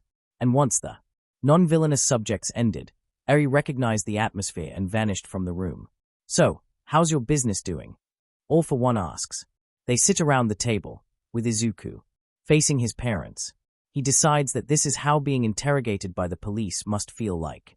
I assume you are focused on killing Overhaul again. Yes. Izuku replies. This is a bit of a focus. They ramped up the security surrounding Eri. Even before the Hero Commission announced that Overhaul was the new leader of the QLF. They didn't mention a lot, but his extreme expertise in quirk sciences was on the list. The forums were still filled with discussions on what exactly he did, other than quirk suppressing gas, but that was old news, to warrant immediate SSS rank and an open kill on sight. Regardless of collateral damage order. You got him once, you'll get him twice. Hisoshi says with a reassuring smile. His pep talk. Skill is probably the best of his social skills, although Izuku prefers to not think about why he was so experienced with it. There aren't many words, but somehow Izuku truly believes in them. Is some quirk involved? He is good, I give him that much. Besides, the Sunset's debut probably just split his power base in half, so he'll struggle with further recruitment. He really has to mention it. His mom knows and is giving him the stare. So he braces himself for the imminent chaos. I know, he says quietly. He isn't sure how to start the talk, and is still mulling over possible scenarios when his father accidentally helps him. I'm kinda surprised by the fact that Eclipse had a child. Hisashi continues. She never mentioned it. I honestly thought that she married the concept of quirkless liberation and had no time for men in her life. Though I also do remember some gossip about her swinging the other way. Then again, Sunset clearly has an extremely similar quirk to Eclipse's, so that's a solid proof of family bonds. Alright, Izuku thinks to himself. Now or never. It's not a similar quirk. Izuku says, and Hisashi looks at him with a surprise on his face. This is clearly an almost identical quirk, and he knows his son to be an excellent quirk analyst, so why? It's the same quirk. He can see it on his face.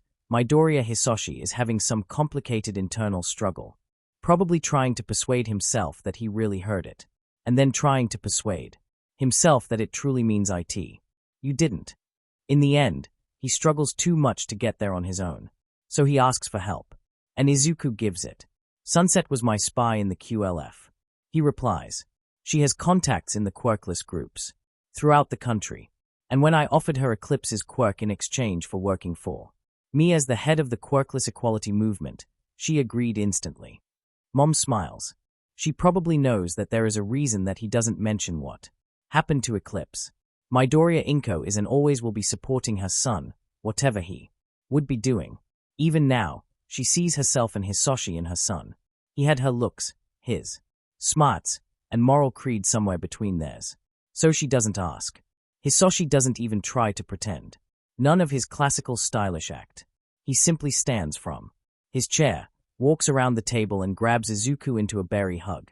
He activates strength amp out of reflex. Probably some aftermath of getting almost crushed to death by Mai. Then again, his dad is absolutely enormous. All Might's height. Intimidating, to say the least. Son, I'm so very proud of you. Hisashi says, and Izuku knows that he truly means it. It also makes me proud of myself, to be honest. He adds, his head leaning back and giving his son some breathing space. You decided to accept another part of my heritage, despite me not insisting on it. This means that your old man can't be that bad, right? Izuku remembers his father from the times before Eri got adopted by them. Part of him honestly suspects that Aries has a complex mutant quirk making her impossibly cute and flaring up positive emotions of everyone in the vicinity, alongside of her rewind quirk. Sure, Hisoshi acted decently in front of his son back then. He was smart enough to know that pushing too much would only make Izuku, the hero fanboy, rebound in anger. But words like that last sentence would have never come out of his mouth back then. I decided to accept all of it, Dad. Izuku replies, and his dad stares at him even more. Save for the worst crimes. So, I've decided to actually become the symbol of evil. Like you did. For a second he thinks that something glistened in his father's eyes. He doesn't believe that. Midoriya Hisoshi can cry. But he isn't given the time to investigate before he gets another hug. This time much stronger. He really thinks that his dad broke some of his ribs this time. He overhauls himself just in case, while his mom is using her most dangerous weapon, rolled newspaper, to teach her husband something about restraint. When things calm down, he has a long talk with his parents about his new subsidiary groups. Dad is especially amused and intrigued by Kurogiri's idea of organizing an underground training organization for the aspiring villains. Izuku does his best to not get snarky about how it's much simpler idea than using some weird drugs Villain Factory was and is one of his father's dumber ideas, and he isn't budging on that. He also mentions how his girlfriend decided that normal teasing no longer facilitates enough of a reaction in him, so she moved on to group teasing, and how Gremlin seems to be in on it. Hisashi laughs and gives him the go for it, son blink. Mom confuses him deeply by sighing and saying something alongside of to be young again. He expected some understanding and then laughing about it together. Instead he was mostly green-lighted. Then again, he asked a 2 centuries-old criminal mastermind and woman who jumped between buildings and robbed people blind while wearing skin-tight black cat costume. His family isn't normal, and he is reminded of it for the 100th time. But he would never change it for any other. Asterisk. Do you have it? An old voice says in the darkness. The man whose men fill the warehouse is tired of a lot of things, and having to do things like this are on the list. Yes, he says. A small package changes hands. Overhauls research data, straight from the Island. SHIELD doesn't know that we've got it, and neither does High Mind. They still think that it was a terrorist attack, not a distraction. Islanders prepared against a quirkless raid. For some reason, he managed to make his operation look like one. It wasn't easy, but, well, he was skillful enough to pull it off. Wonderful, wonderful. Some faint screeching noise from the background. He and his people seem equally unnerved by it.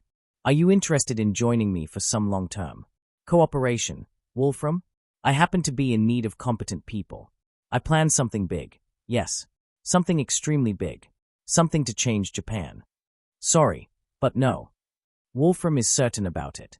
He is already getting giddy when thinking about all the villains around the world to whom he can also sell the data, and unnerved by the noises he hears for a while now.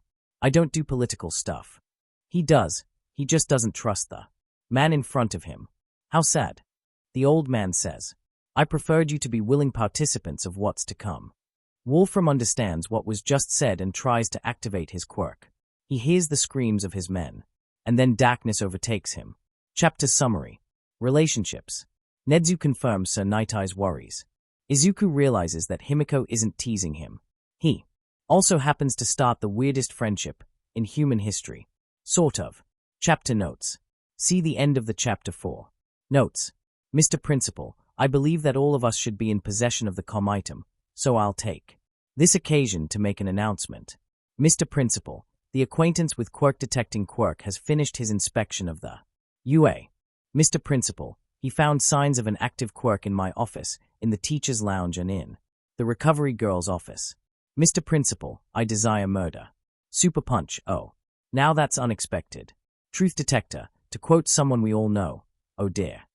Deadpan stalker, first of all, it's regrettable to see my suspicions confirmed. Second of all, why aren't we simply using our names, and who thought that it was a good idea to name me? Deadpan stalker. Cat's coffin app. Yeah, I wonder about that myself. Tintin. Roadrunner, if it's your idea, Toshinori, you are dead. Super punch, it's not my idea I swear. Mr. Principal, I regret to inform you that due to power loader wanting to make this line super secure, changing anything once it was set up is impossible. Deadpan Stalker, and it's a coincidence that your name happens to be your hero name, as the only one of us all. Recover a girl, not quite. Cat's Coffin app, why is her nickname normal too? Tintin, can someone explain my nickname to me, please? I think I'm missing a joke. Deadpan Stalker, I'll do that after this talk, Mirio. Mr. Principal, shame that the mess with the nicknames happened, I'll find the person responsible for it. Cat's Coffin app, I'm in front of your office right now, I can hear your sadistic, maniacal laughter from here, Nedzu. Mr. Principal, well, I said I'll find the person responsible. I didn't say that said person isn't me, or that I'll do anything about the issue. Cat's Coffin app, you know what, I don't care. Cat's Coffin app, the entire computer system of the UA working for 1,000 years would still fail to calculate just how much I don't care. Cat's Coffin app, now, what do we do about the spy issue? Mr. Principal, you'll be crucial in untangling that mystery, Izawa. Cat's Coffin app, are you going to pay me extra for this? Mr. Principal, the budget doesn't allow it. Cat's Coffin app, you use Godzilla-sized combat robots for an entrance exam and you tell me that you can't pay me for working overtime. Mr. Principal, yes. Cat's Coffin app, do you think that League of Villains is open for recruitment? They have a large budget and I have experience in dealing with kids who are slowly but surely killing. Meh. Also mine's crew looks like my mood kindred. Mr. Principal, alright, no need to get that far. I'm sure we can come to an accommodation. Super Punch, if I still had a stomach, I'd run to the nearest shop and grab some popcorn. Tintin, I'd join the effort, if I'm to be honest. Roadrunner, sometimes even you get a good idea. Toshinori. Mr. Principal, we'll start by excluding the teachers from the list of the suspects. I'll have them gathered soon and have Izawa use his quirk on them while my quirk-detecting friend will be with me in my office. If the surveillance quirk vanishes, we'll know that it's one of them. Deadpan Stalker, it's impractical to try that with the students, however. And I'm almost certain it's one of them. Super Punch, why? Deadpan Stalker, All for One has already tried infiltrating the faculty multiple times. Even so, many years after his death, Nedzu's background checks are stuff of a legend. But only for the faculty. Mr. Principal, it is regrettable, but I have to agree with Sir Night Eye. I'm going to background check every single student right now. I already started. We can't have Eraserhead test every student. If we do it by class, we'll only know which class the spy is in. If we do it one by one, our chances of catching the spy before he catches the wind of what is happening and vanishes, or worse, on us, are minimal. Truth detector, what's worse? Mr. Principal, murder someone before vanishing, plant a bomb in the school, unleash some dangerous intel upon the world. Truth detector, I shouldn't have asked. Deadpan Stalker, no one with appropriate quirk within the student list. Mr. Principal, no. Which carries some worrying implications. Super Punch, like? Mr. Principal, like one of the students managing to hide a reawakening of their quirk or some special, surveillance-oriented ability from us. Mr. Principal, or one of them having two quirks. Roadrunner, no just no. Truth detector, I agree that chances of this are minuscule. Deadpan Stalker, yes. Mr. Principal, not as minuscule as I'd like to admit. Super Punch, Nedzu. Talk to us. Now, Mr. Principal, it's not confirmed evidence. But I had someone trustworthy analyze bits of Legion's blood that we found in Hosu. Deadpan Stalker, and? Mr. Principal, it was heavily degraded and polluted, but my contact found genetic markers and certain blood anomalies indicating the presence of multiple quirks. He estimates that he is something about 70% certain that the results are correct. Roadrunner, fuck. Truth detector, just don't tell me that All for One is alive. Please. I had enough of him for a lifetime. Super Punch, are you saying that Legion has that man's quirk? Truth detector, marginally less horrible prospect. Mr. Principal, as I said, the samples were heavily degraded. It is not confirmed knowledge. The analysis of the leftover blood of the Numis, both Hellhound and the ones in Hosu, confirmed the existence of multiple quirks in them as well.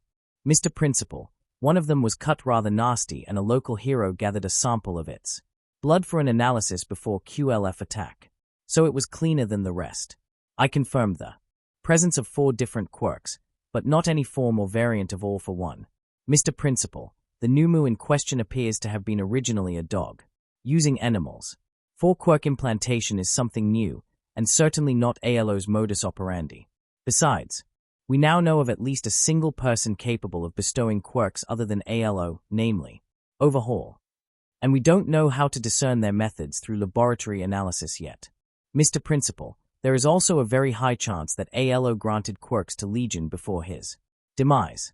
We all know that giving quirks to quirkless family members as a form of control is something with a precedence in his case, and he could get particularly charitable with a quirkless child who loved quirks so much.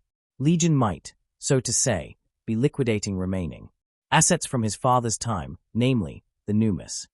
Mr. Principal, I have actually looked back to certain archive police data and I've located symptoms of multiple quirk implantations in a villain connected to the villain factory case.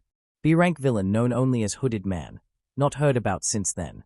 It was 2 years before All for One's death. If he was some early Numu, then we can be certain that ALO was working on them for at least several more years before his demise. Mr. Principal, if ALO worked on finding a way to install multiple quirks in others, hence Numus, there is a chance that whoever is the spy within UA is a carrier of multiple quirks. As well, Deadpan Stalker, I can find a few issues with your theories. Deadpan Stalker, the most glaring is the chronology. If the Hooded Man was merely a B rank in terms of strength, then how likely is it that the All for One jumped from him to Hellhound in 2 years only? How much more sense would it make if someone continued working on Numus? Additional 6 years of experimentation make things way more sensible. Mr. Principal, you are unfortunately correct, which would indicate that League has access to someone with ability to transfer quirks. Roadrunner, so, Legion has ALO or not?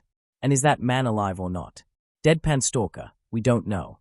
It is possible that being a son of ALO simply imparted Legion with greater resistance to the almost certain side effects of multiple quirk implantations. We know ALO tried that in the past and the result was turning victims' brain dead from the strain, even without the quirk itself, just like children of flame quirk users are often quite heat-resistant. Mr. Principal, then it makes perfect sense for ALO to stuff his son with all the quirks he can handle, something that was certainly painful and might explain the subsequent rebellion. But it still doesn't explain the Numus. Tintin, what if they do not belong to the League? Deadpan Stalker, explain. Tintin, they weren't housed in the League's base. And I did get a feeling that despite all that camaraderie and genuine friendship, even League members didn't know a lot about them.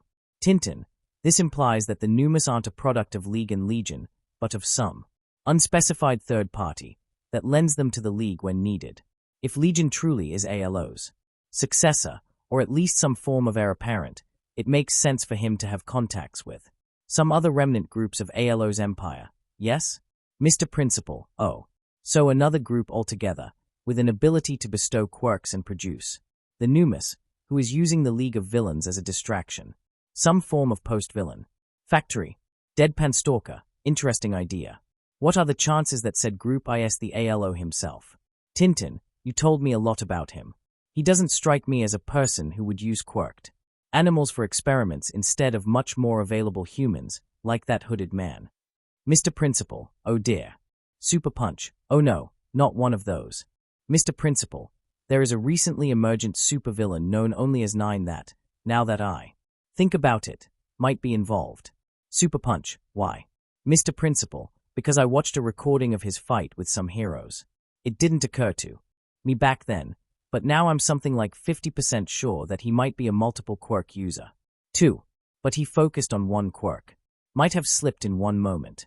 I think he was wounded in that battle. I'll have someone analyze his blood for quirk markers. Mr. Principal, I'll focus on that and on subtle background checks of the students. Aizawa, get ready for inspection of the faculty in 30 minutes. Truth Detector, this investigation is a nightmare and I just can't wake up from it. Asterisk. Frankly speaking, the week after Izuku's birthday was a boring one. If you exclude blowing up a factory and causing massive property damage, nothing interesting happened. Then, again, everyone probably needed this. Izuku was busy. His day was mostly composed of looking for wherever Overhaul hold himself in and helping Blueberry set up the QEM's organizational framework and train her. Quirk. When he had some remaining free time, he visited his family, played video games with Tenko or went on their equivalent of dates with Himiko. He managed to confirm that her quirk makes her stronger, faster, but way less sane, and easier to exhaust, while blood-starved. They didn't go far with that, but it was still an interesting and potentially useful thing to know. He noticed something was amiss during one of the evenings. He tended to spend those with Himiko, in their room, typically watching films about heroes and villains if he was the one to choose, or about vampires, generalized fantasy and romance when Himiko did. That one evening was one of hers. He tried his best to not look bored, but he did jump into the villain network when she paused the film and went out to use the toilet. He moved around at random, trying to not doze off. When she returned, he had lots of questions. "Himmy, we need to talk." She froze in the middle of the room, while he stared at her from bed. "As a leader of your villainous team, I have access to the list and general stats of the chat rooms you are in. Can you tell me why there are so many new messages and one more member in that harem chat? 347 new messages in a chat room within 20 hours by only 3 users. That was worrying. Himiko acts like a deer caught in the car's headlights. It's, think of this as your personal fan club, of sorts, just a girls-only one. She is doing her best, but the car's still going at her. Fan club. He is afraid to ask. Really? She nods furiously. Who is the new member? Blueberry. She replies. Of course it's Blueberry, Izuku thinks. He noticed the stares. Himmy, please stop with the teasing, alright. Midoriya Izuku is tired of it. Like, really tired. He does get the fact that he has an actual fan club out there. Most of the members appear to be some really weird people that he certainly doesn't want to meet. But this is getting, frankly, disturbing. What teasing? She tilts her head a bit and eyes him curiously. You know what teasing? He is doing his best to not be angry. The harem thing. I get it. That I stopped responding as well to your standard teasing, mostly by the virtue of getting used to it. But please stop with the group teasing stuff. She chuckles a bit, crosses the distance between them in like 2 seconds. The bed shakes a bit when she lands on it, and hugs him. He is just slightly confused. He still didn't figure out the whole relationship thing, although he does his best. Then their eyes met from up close. But it's not teasing, silly. She gives him a wide smile. You are so wonderful that I can't just hug you all to myself. Yes. He is a supervillain for several months. Villain for several years. Son of all for one for his entire life. He has almost enough willpower to not react to that announcement with a visible shock. Almost. So he stares at her in silence. Himiko, of course, takes the "oh my god, what did you just say?" silence for please continue silence and keeps talking. You are super smart, you are super dangerous, and you are also the kindest and nicest person I have ever met. She lists with a cheerful smile. You are absolutely the best boyfriend I could imagine. So when I see a girl I like being alone and sad, how can I keep you all to myself? He really doesn't want to unpack what he just heard, but he realizes he probably has to. Because he ignored an issue and let it grow due to thinking it was just her idea of a joke. Wonderful. So I got Mai and Blueberry together. Himiko continues. We talk about how awesome you are. We try to make you take the hint, which is honestly hard because you are kinda a dummy in those things. I'm also writing a story about you and Blueberry is making drawings of you. He really hopes that clothes are actually involved in those drawings. Mai also did something, but we promised to never speak of it again. So I won't. Now if that isn't scary. Izuku fights the urge to jump off the bed and knock himself unconscious by trying to destroy the nearest wall with his head. Somehow he wins. Why can't he have an actually normal friend for once? He likes League members and he would probably give his life for them if needed, but he is acutely aware that they aren't normal. More like a family of societal outcasts that have more mental disorders and daddy, or mommy or parental in general, issues that he likes to admit. He and Kurogiri are the only even remotely functional people in that group. And as much as he hates to admit it, he is the more important one of the two. Izuku still remembers what sort of state the League was in when he returned from that 1-month trip overseas with his family a year ago. It was the first time he saw Kurogiri cry. In relief, when he saw that Izuku was back. Like, whatever Mai did, the details of the incident were consigned into oblivion by acclamation. Ironically enough, the closest thing Izuku has to a normal friend is probably Lemillion. And he would still punch Legion in the face if he saw him, due to the whole hero or villain dichotomy. Izuku spends a few seconds considering the idea of making a false internet account to befriend Lemillion on some social media and ask him for relationship tips. The fact that the heir of all for one considers doing that with the heir of all might is probably the best image of just how incredibly lost and confused Izuku is right now. The fact that he decides to do that in the end just makes it sad. Then again, having a contact like that might be useful in his job as well. So, you say that those two are, actually interested. He decides to gather some additional information. He isn't sure why Blueberry's even there, and Mai has probably just got roped into it by Himiko. Yep. Himiko is incredibly cheerful and probably deeply happy by the talk happening. And Izuku finally getting the hint. Mai said that she is interested in making a sapient and organic baby for once, and that you would be a source of high-quality material for it. And then you blew up a Detonarat factory for her. She thinks it was the bestest thing ever. Izuku finds the sapient organic baby bit extremely disturbing to say the least. But it also looks like Hatsume Mai, the resident mad scientist, was awoken to the concepts of sex and relationships. He can scarcely believe it. And Blueberry thinks that you are cute, awesome because you gave her a quirk, smart, and, to quote, "Friend told me that the shyest people are always the wildest." Izuku isn't going to ask. Also, when I found out how many things she crammed into her timetable, I asked her to, quote, "When did you sleep?" To which she answered that the real question is how did she sleep, and the answer to that is alone, unfortunately. So, I think she's in too. Izuku is slowly approaching the dreadful realization that they might actually mean it all. His life as a supervillain, and earlier, supervillain-to-be, didn't prepare him to deal with bullshit of this magnitude. He didn't know how to deal with Himiko alone. Getting to deal with what sounds like 3 Himikos at once sounds like the worst idea ever. Sure, he is a teenager. Sure, hormones are a pain to deal with. But he is also an intelligent person. Part of him might be happily supporting the idea, but he knows better. He has to end this burning mess right now. Himiko might be crazy, a bit, and in a way that keeps her functional, but she will understand the straight no, right? He says confidently. Need to think about that. He screams internally. At himself. Asterisk. Mirio Tagata, no way.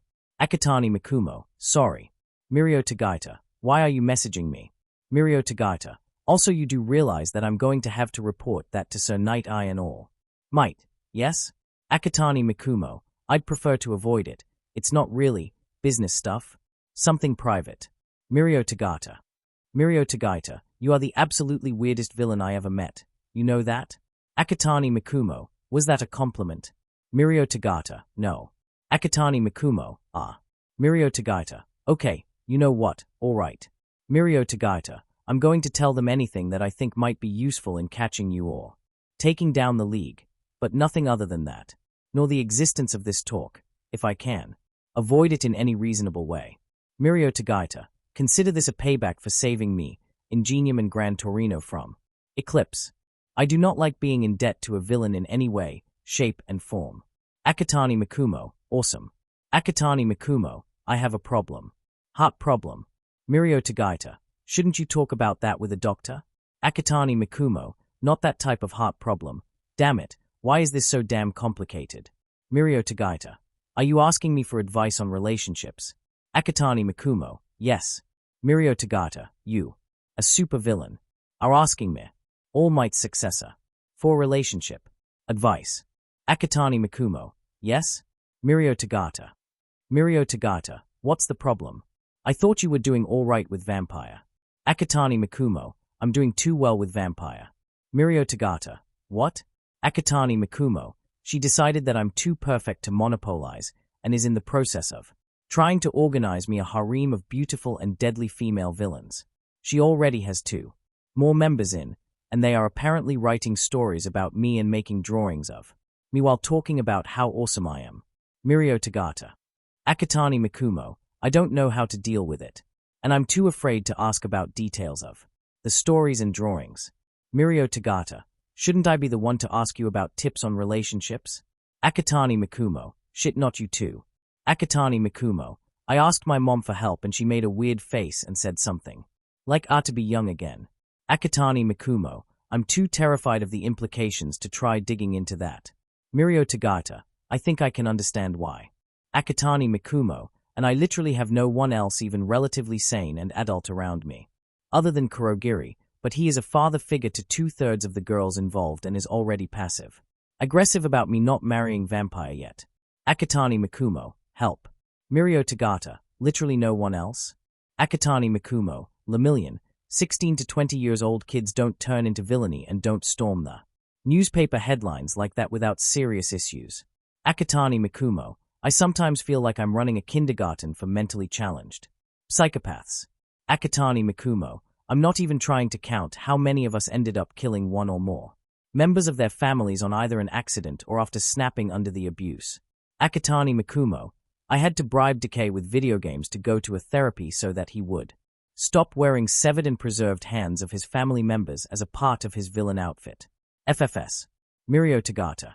Akatani Mikumo. He was actually talking to them. Their presence consoled him. He got regular panic attacks when he wasn't wearing at least one at any given moment. Creepy AF. Mirio Tagata. I don't even know how to answer that. Akatani Mikumo. You don't turn 100 cultists into dust while screaming stuff like give me the sweet EXP, you low-level trash, without having serious mental problems. Mirio Tagata. Please stop telling me things I don't want to know and move over to the main subject. Akatani Mikumo. So I made a list of people that I know, even passingly, and I know them to be normal and reasonable, and it's literally just your name on an otherwise empty page. Mirio Tagata. I'm so confused and part of me suspects that I'm dreaming. Akatani Mikumo. Welcome to my world. Mirio Tagata. Also, you do realize that I'm legally obligated to tell you to go after all three of them with all your might, so that you have much less time left to villainy and will be too focused on pursuing the relationship to focus on your goals, thus making you commit mistake and eventually get caught. Akatani Mikumo. Yes? Mirio Tagata. Okay, so with that done, let's talk. Asterisk. Mr. Principal, I have the results of the analysis. 9 carries no less than 4 quirks, including what appears to be all for one. Super Punch. Well, shit. Roadrunner. Looks like something we can agree on. Mr. Principal, good news is that it's not THE all for one.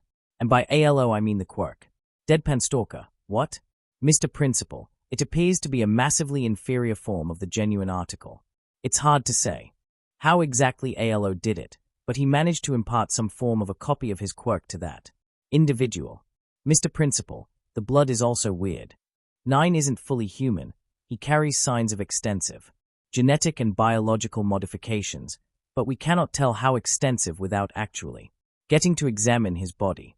Deadpan Stalker, so he can transfer quirks in order to produce the numus, but can't possibly reach the power level of true all for one. How many quirks can he keep active at once? Mr. Principal, either 1 or 2, but they get weaker when used simultaneously. And since he has only a handful of quirks, there is probably also a storage limit. Mr. Principal, 9 himself isn't an existential threat. The real problems are numus and whoever is making them. Mr. Principal, either Overhaul was in bed with all for one in the past, unlikely considering the age difference, and inherited his Numu project, or we have another mad scientist out there. 1 to match Overhaul in morals and knowledge. 9 is probably helping whoever. That is with the quirk transfer. Deadpan Stalker, what's with all the mad scientists popping up in Japan recently? First, Overhaul, now our mysterious second person, and after having a talk with Power Loader about it, I'm starting to suspect that Gremlin is approaching similar status. Cat's Coffin app, what did he say? Deadpan Stalker, that even after analyzing all the recordings, he still has no idea of how she created a portable railgun capable of packing this degree of punch. I think I'm going to bring that to David Shield tomorrow.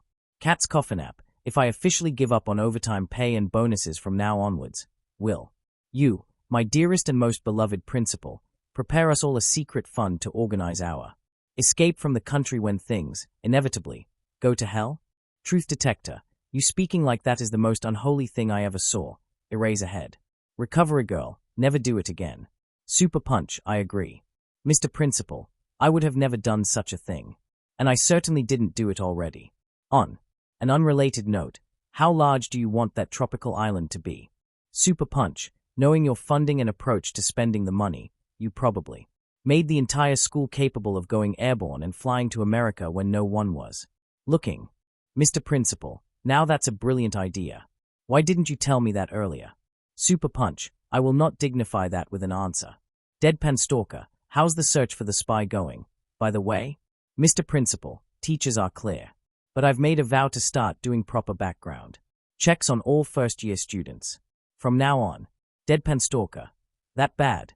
Mr. Principal, I already found 7 first-year students with some degree of potential contact with various subversive, if not villainous, groups out there. Nothing warranting expulsion. For the record, it's all relatively minor things. For example, Ibara Shiozaki of Class 1B has a cousin who is on the watch list over suspected connections with some minor Christian terror group. He is apparently estranged, but I think that it's a ruse. In fact, I suspect that she might be a part of it together with him. Deadpan stalker, being a part of a terror group doesn't warrant expulsion. Is this a part of some long-term plan to get Legion to join the UA? Mr. Principal, I might not be sharing their beliefs, but I'm not entirely adverse to the operations of the group in question. And I certainly question their status as a terror group. Mr. Principal, they bombed out, empty, governmental office due to its head using their position to steal property from a peaceful religious group, which resulted in said group having their place of worship and cemetery leveled down, and replaced them with an apartment building, whose owner almost certainly bribed the official I mentioned to achieve it. Naturally, he managed to avoid responsibility, at least until the religious group turned non-peaceful and the bomb exploded. Mr. Principal, disagree with me all you want, but I would still let her join as a student even if I knew about it beforehand. I consider UA to be something more than a hero factory. Our job is to take children with dreams and means to strive towards them, through intellect or quirks, and make sure that they achieve those dreams without turning to villainy. Ibara Shiozaki is a one-time vigilante at worst, in my opinion. She needs guidance, not expulsion. Mr. Principal, this doesn't change the fact that people like her should be noticed earlier and properly observed. So from now on, I'm doing proper background checks of all students. Mr. Principal, but this also means that narrowing down the list of potential spies will be less successful than I thought. Mr. Principal, on a side note, from next year onwards, UA is going to have 3 hero classes. The third one will be a rehabilitation class for young vigilantes and small-time villains who appear to have both potential to be something more and a potential to be reformed into proper members of the society. I also think it might be a good idea to leave 1 or 2 slots in our hero course exclusive to the quirkless. Cat's Coffin app. What about not using robots during the entrance exam to give people with non-flashy quirks a fighting chance? Mr. Principal, if we are going to make reforms, we could as well make them wholeheartedly. So yes, there will be changes to that as well. Cat's Coffin app. Great. What about giving teachers a raise once you no longer have to spend money on giant death robots? Cat's Coffin app. Of course he went offline at the mention A. Chapter end notes. Just so we're clear, Lemillion and Legion internet chats are going to be a semi-regular thing. Lemillion is still trying to arrest Legion. He is also trying to fish for useful intel. And, honestly, vice versa. So it's not like they suddenly started to be friends. Chapter summary. First contact. Harem developments. Mustard's backstory is revealed.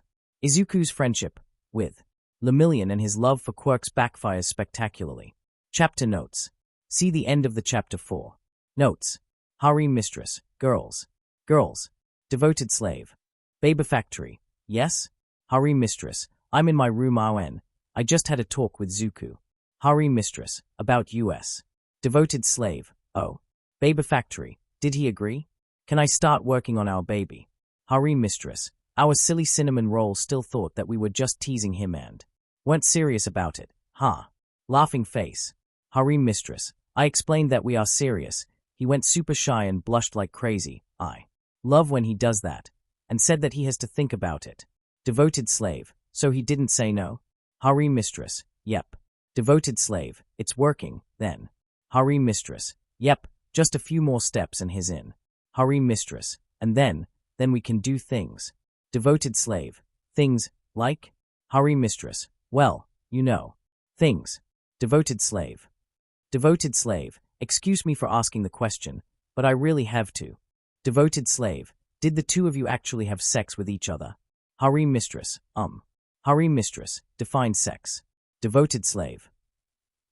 Devoted slave, unbefucking-leavable. Devoted slave, you know, I got some tidbits about your past and I'm getting serious. Suspicions that no one has ever gave you the talk. Devoted slave, Kurogiri's nice guy, but I can't picture him explaining how things work. From a girl's side. Harem mistress, wheel. Devoted slave, so I want you in the Baby factory in my room in 15 minutes. Devoted slave, I'm going to explain things to you. Harem mistress, oh okay. Baby factory, MK. Asterisk asterisk asterisk. Izuku entered the living room in the morning, to see Tenko playing on a console, probably. Still, at least judging from the amount of empty energy drink cans surrounding him, and Mustard trying to inebriate himself. With soda. It wasn't working well. Did you see Himiko? He asked the gas user. Mustard shook his head. Izuku decided to give up. He had no idea where his girlfriend vanished and honestly, he wasn't sure if he was so keen on hanging out with her. Not after yesterday. He needed time to cool himself down. She wasn't in the room when he returned to it after spending 3 hours talking with Mirio, and then playing some online game with him. God bless Gremlin for how untraceable she made the local internet connection. His father would have broken him out of the prison just to give him a stern talking about. Getting caught due to playing a video game with the soon-to-be symbol of peace. Lots of people would die in the process. Himiko wasn't there in the morning, either. Wonderful. Izuku sighs. So how's your life going, Mustard? Are you trying to make me into a temporary replacement for your missing girlfriend for entertainment purposes? Mustard replies, obviously trying to be an ass about it. His parental issue makes him react with hostility to anything relationship-oriented. Are you asking for real or is that one of your conspiracy theories? Mustard's eyes cloud at the words implying that he doesn't believe in his conspiracy theories. Okay, chill. Stop looking at me like you want to murder me. Just kidding. He pours some of the soda and drinks it alongside the breakfast, made by Kurogiri, the League's collective guardian angel. He is halfway there when his brain catches up. Wait, why are you here? He asks and Mustard stares at him. Shouldn't you be at school? Fuck school, man. Mustard replies confidently. His nickname on the chat room didn't come from nowhere. I was a good boy for a while, so nobody will bat an eye on me not going. Once or twice now.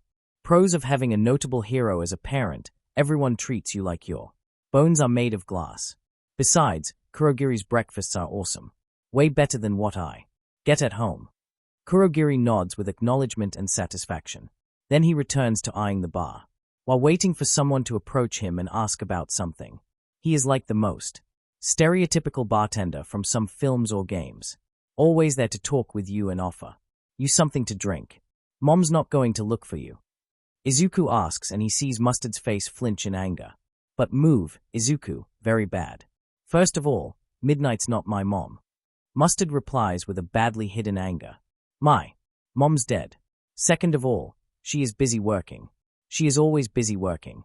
Either as a teacher, or as a hero, or as some fucking poster girl of sex positivity, or whatever bullshit she talks about so often. She will certainly not notice me missing school one day, just as she didn't notice that I stood in front of her in my villain outfit. She didn't notice me even when she watched the recording of the attack and saw me use my quirk on the Exploder Boy. So can we talk about something else, please? Izuku is willing to oblige. They spend 20 minutes talking about Mustard's newest conspiracy theory. This time it's about Kurogiri being Nedzu with some weird support item, letting him warp around, using the League to learn how to interact with humans. Izuku starts to suspect that Mustard's just mentally bored and so ends up twisting the reality in some particularly insane way to kill time and test his wits in the game of justify it and find some evidence.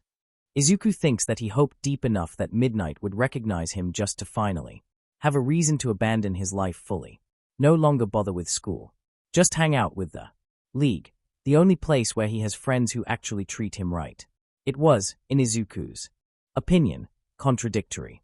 Mustard hoped to free himself from never being noticed by her being noticed by her, just in the negative way. Then again, he isn't one to judge. Perhaps Mustard just wants to see her face twist in realization. He is a bit of a sadist when it comes to things like that. Izuku. Kurogiri takes advantage of silence to speak. I know this might be unwise, considering Mustard being here, but I believe that we need to talk about my organization. Mustard flinches as if he just smelled something rotten. Izuku gives him a disappointed stare. Then he turns towards Uncle Jirai. What do you want to talk about? Izuku knows it's going to be something interesting. Kurogiri wouldn't interrupt him for something not interesting. I've talked with Jiran and some similar acquaintances. Kurogiri says from behind his bar. They appear to be intrigued. League has enough of a reputation for them to risk a long-term investment. They are working on figuring out where to host the academy and how to get people in and out of it. We're probably going to do a pilot class of about 20 students to see how things are going to work out. Jiran got me a list of various thugs, thieves, and other small-time villains to potentially recruit students from, and I believe that the first class would certainly gain a lot from having you look through the list and assess their quirks and general potential. Izuku was sold the second he heard the words assess their quirks. He spent 2 hours going through the files prepared by Jiran, while also looking through the internet for some videos of events mentioned in the text. The list wasn't created recently. If anything, Izuku suspected that it was some form of Jiran-owned database of interesting people. He didn't know that the information broker ramped up his operations that much. Maybe the gossip of the information brokers out there having their own well-funded organization and merely being faces for it were true? It really didn't matter to the task at hand, but Izuku couldn't help but salivate when thinking about the amount of knowledge that would have to be possessed by such a group. He ended up throwing out a lot of people. Some were too crazy, others too unruly or clearly too dumb to learn anything useful. Some had other issues, like being quirkist assholes or potential police informants. In the end, he narrowed the list to 20 people who seemed to have potential, in terms of quirks, but not always. It was a fun distraction. He was almost done with it when he saw Himiko enter the living room. She looked like she just tried fist-fighting Stain, just without blood, mostly exhaustion and messed up clothes. She resembled Mine's crew, but looked slightly better. Izuku was about to call her when she saw him. She froze mid-step, went beet red, then turned back and ran out of the base's living room. What just happened? Sorry, boss. It was Blueberry. She looked only marginally better than Himiko. Had a sleepover with her and Gremlin. Stayed a bit too long. She managed to reach the bar. Kurogiri somehow had a cup of coffee at the ready. Oh, just what I need, thank you. It's amusing to see how quickly she got used to being here. Do I want to ask why she reacted like that? Izuku asks. The fact that all three apparent members of Ha, his fan club, took part in said sleepover is, to say the least, suspicious. I had to give her the talk. Blueberry replies with a slightly sleepy voice. Her knowledge on what sex is was terrifyingly incomplete. I fixed that. No need to thank me. She yawns loudly before continuing. Give her a few days to figure out what to do with the new knowledge and she'll probably stop being incapacitated by her overactive imagination after seeing you. Oh great, he thinks. Himiko now actually knows what sex is. So much about her thinking that cuddling under a quilt and watching films together is the peak of a relationship. So when the time comes she will want to take a step forward and then he isn't sure what to do about it. Why was his adopted family messed up so much? He loves them all, but sometimes he wishes there was someone who actually worked as he should. For a change. Unfortunately, he can't invite Mirio to hang out at the bar, at least not without kidnapping him. And kidnapping him regularly would just ruin his image as a soon-to-be #1 hero. Worst of all, he still can't find Overhaul. It's as if that man vanished on them. Heroes were stupefied as well. Did he have another warp quirk at hand? 5,000 soldiers do not disappear without a trace in a single day.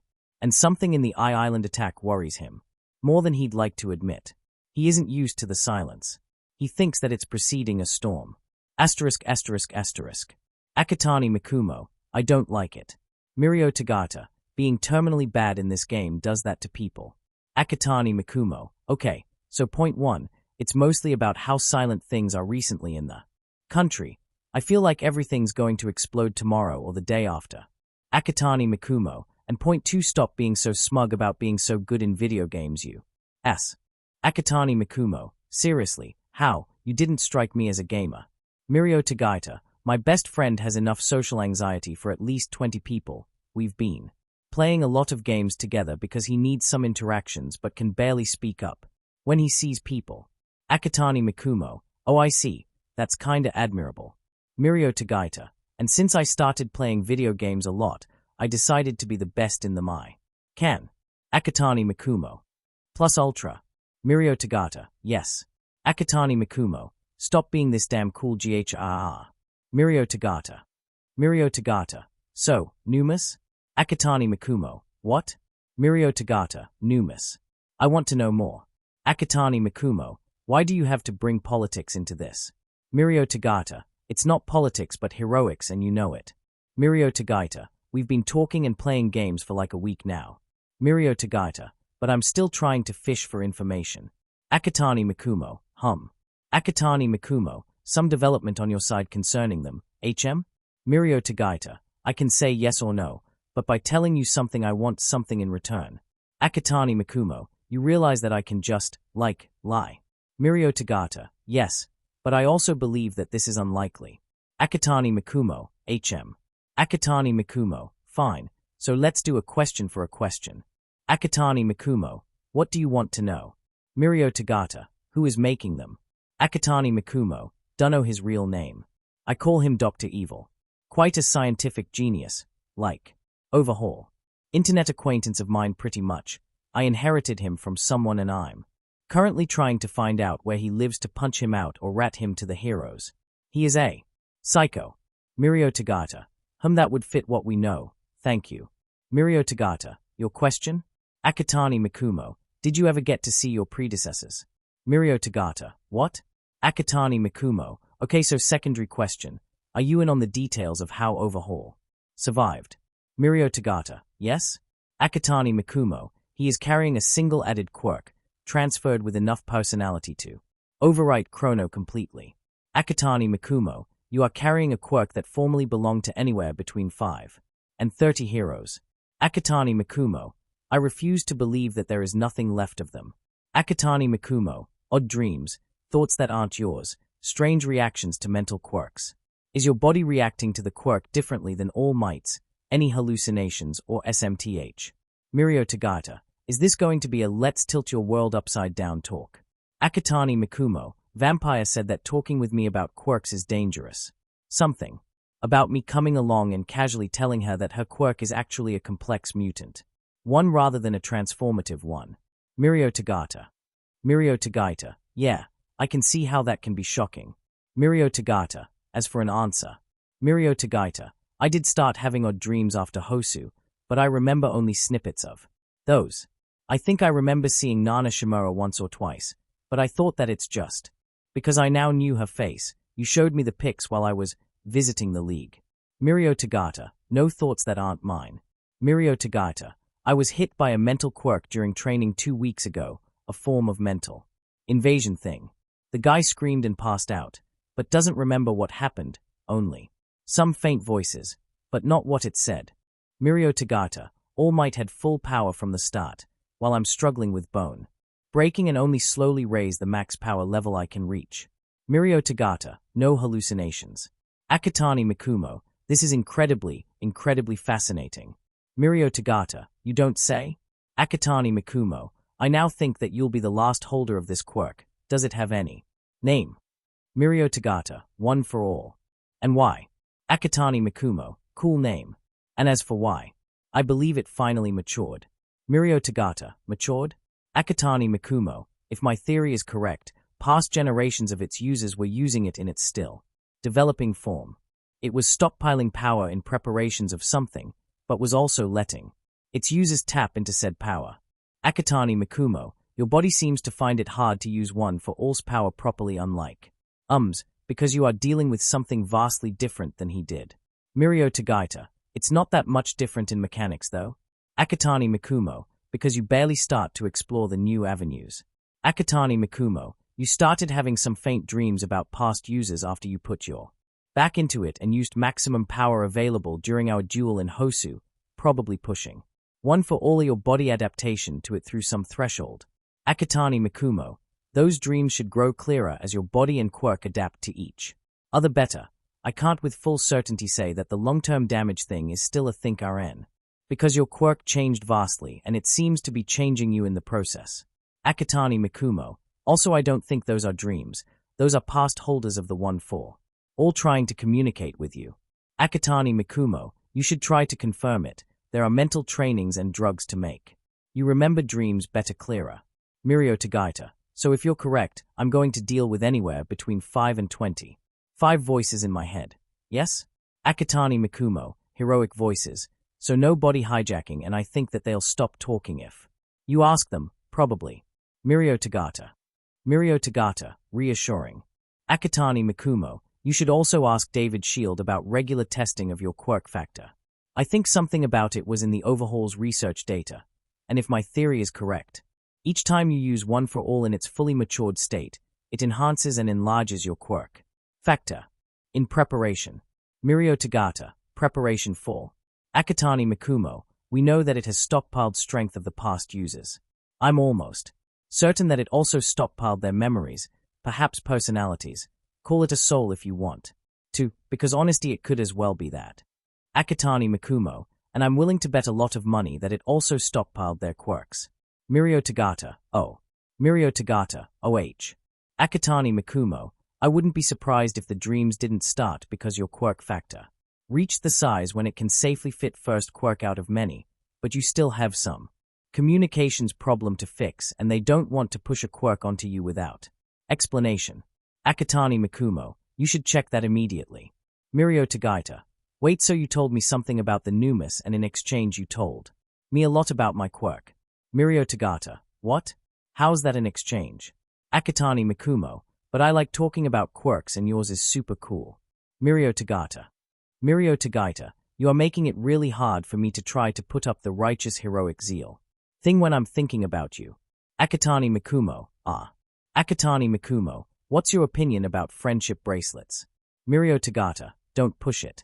Akatani Mikumo, sad face. Mirio Tagaita, I'm going to do some experiments. Akatani Mikumo, tell me the results. If it works, you can tell AM that I helped you and even about this convo, it might be hard to explain what happened otherwise. Sigh. Asterisk. Mirio Tagaita takes some special pills from Recovery Girl, without asking what they are. Then makes some other preparations that were supposed to be helpful in remembering dreams, lucid dreaming that he found on the internet. He doesn't exactly expect success. Words of Legion, who is a supervillain, stop looking forward to talking with him, Mirio, are nice, but honestly, what are the chances of them being true? Then he opens his eyes within the ruins of a city. The sky over it is red, and the ground itself is twisted and broken in horrifying forms.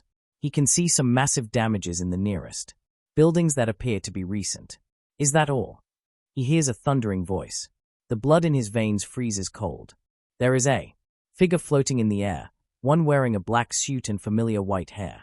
I expected something more from one of my brother's descendants, Miss Shimura. Mirio's eyes drift to where All for One's rest. He recognizes the blooded figure standing amidst the broken concrete. She must have been thrown into the floor with enough strength for it to break around her, but she still managed to stand. It's hard to say if she fought a battle or was tortured.